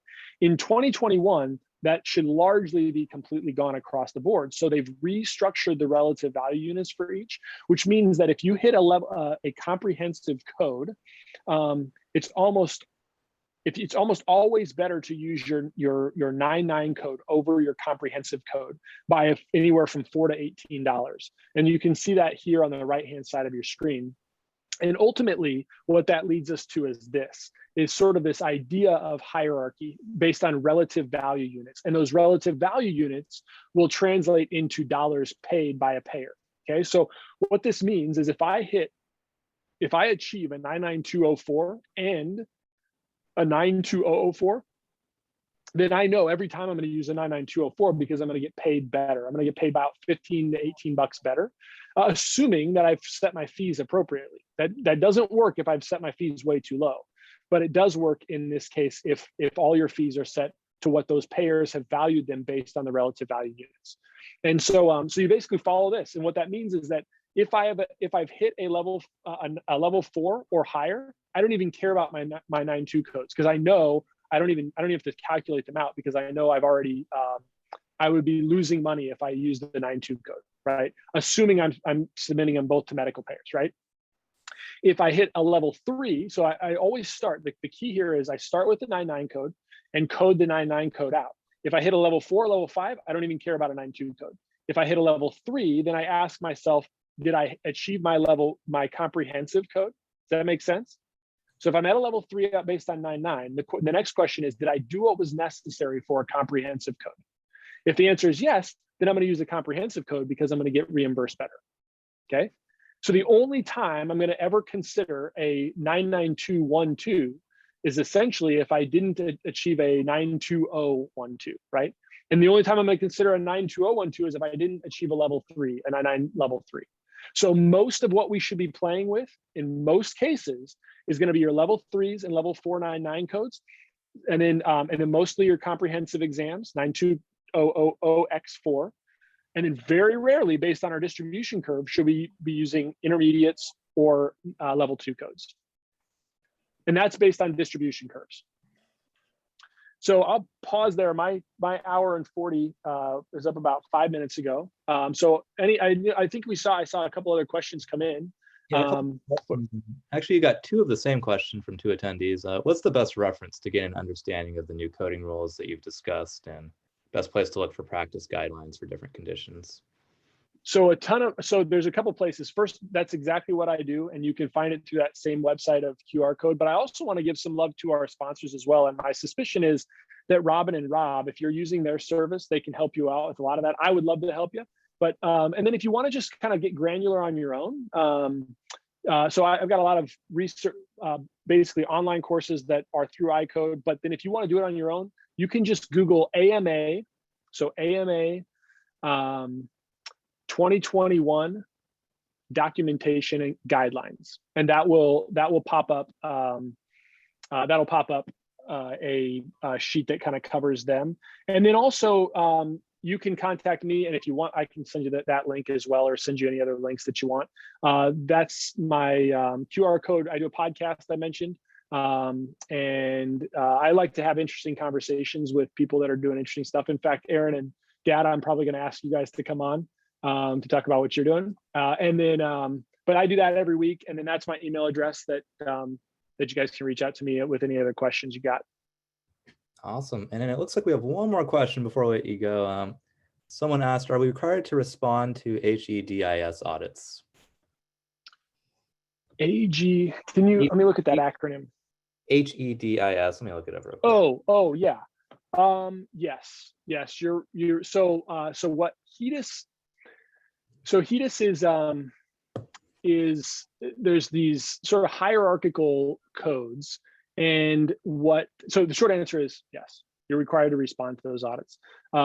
And what those codes will generally do is that you're identifying patients that have things that are more costly for an insurance company to manage. So if we think back to like when it feels like a long time ago, but they were trying to move to this like sort of fee for managing condition types as opposed to fee for service. And so one of those things that HEDIS will do is it will allow us to score conditions that are chronic in nature that will generally increase the cost of healthcare. So things like glaucoma, things like diabetes. So in general, if you get a request for an audit, you want to respond to them no matter what the audit is. Typically, you have a 30-day window. I have seen some audits that, you get them on a Monday and they say you've got to respond by the next day, and it's just completely unreasonable. In most cases, what you do, I mean, if your contract allows the payer to give you like less than 30 days, you've got to try, that's something you ought to be negotiating. But most of those cases, it's best to follow up with a phone call. Hey, it looks like I just got this letter and you sent it, 3 weeks ago, but it just came across my desk. We're going to get this to you, and get them to them in a timely manner. One of the things I'll tell you, Aaron, just in general, when people fail audits, it is and you can look at this data and you can look at it across the board, but HEDIS audits or RAC audits, the reason people are failing audits most of the time is not because of the hard stuff. It's not because 9.2 codes and 9.3 codes and did I up code or down code. That's like 25% of the time. The majority of it is you didn't sign the chart. You didn't order the test right. You didn't interpret the test, right? It's like you didn't send the information in. So like it's the easy stuff. So just if you get audited, people often get like really worried. Nobody wants to be audited, but if you document it appropriately, somebody's going to look at that and say, look, you did a great job. God bless you. So don't just kind of hide if you get on an audit. If you don't know what to do, call the company and tell them I just got this. And they'll try to be less comforting, but they're usually easy to talk to. Awesome. Great. All right. Well, any other final closing words or? Look, I think probably if I were going to give you kind of a few things to do, first, don't be afraid of audits and don't be afraid that you're going to be audited. Know your rules. document exactly what you're doing for that patient, specifically for every individual patient, and make sure that that doesn't cause you to be concerned to deliver the care that you really ought to be delivering. You've got the knowledge, education, and training that's providing value to a patient and value to a healthcare system. And you've got to embrace that. And don't be afraid that you're going to get audited, and don't let that fear determine how you're going to manage a patient. Manage the patient, be confident with how you're managing the patient, how you're communicating with that patient, and then bill appropriately so that you're getting compensated and you can run your practice for it. All right, awesome. Well, Chris, thank you so much for coming on tonight. I logged in an hour late and I learned so much even from logging in late. This was a fantastic. Thanks for asking me. Thank you so much. Yeah, and we've got a lot of messages that are, yeah, just nothing but positive feedback for this lecture. So really appreciate you coming on. And also want to thank all our sponsors. So Rob Marcel of CSI, definitely take a look at them, check them out. And also Rob and Elliott of Williams Group, both fantastic. And we actually curated these sponsors for this lecture because we felt that all worked together really well. And if anyone went to the PM Summit, this was basically kind of a sequel to that. We didn't have any billing and coding because that day was already way too packed. So I'm glad that Chris could come on tonight and kind of give that sequel that a lot of people were asking for. So once again, thanks everyone for coming on. Please complete the survey when you log off, and that's going to help us gauge our content tonight and what we can provide you in the future. And otherwise, CE certificates to be available in about 2 to 3 weeks. And that is it for tonight. Thanks, everyone. All right, let me go ahead.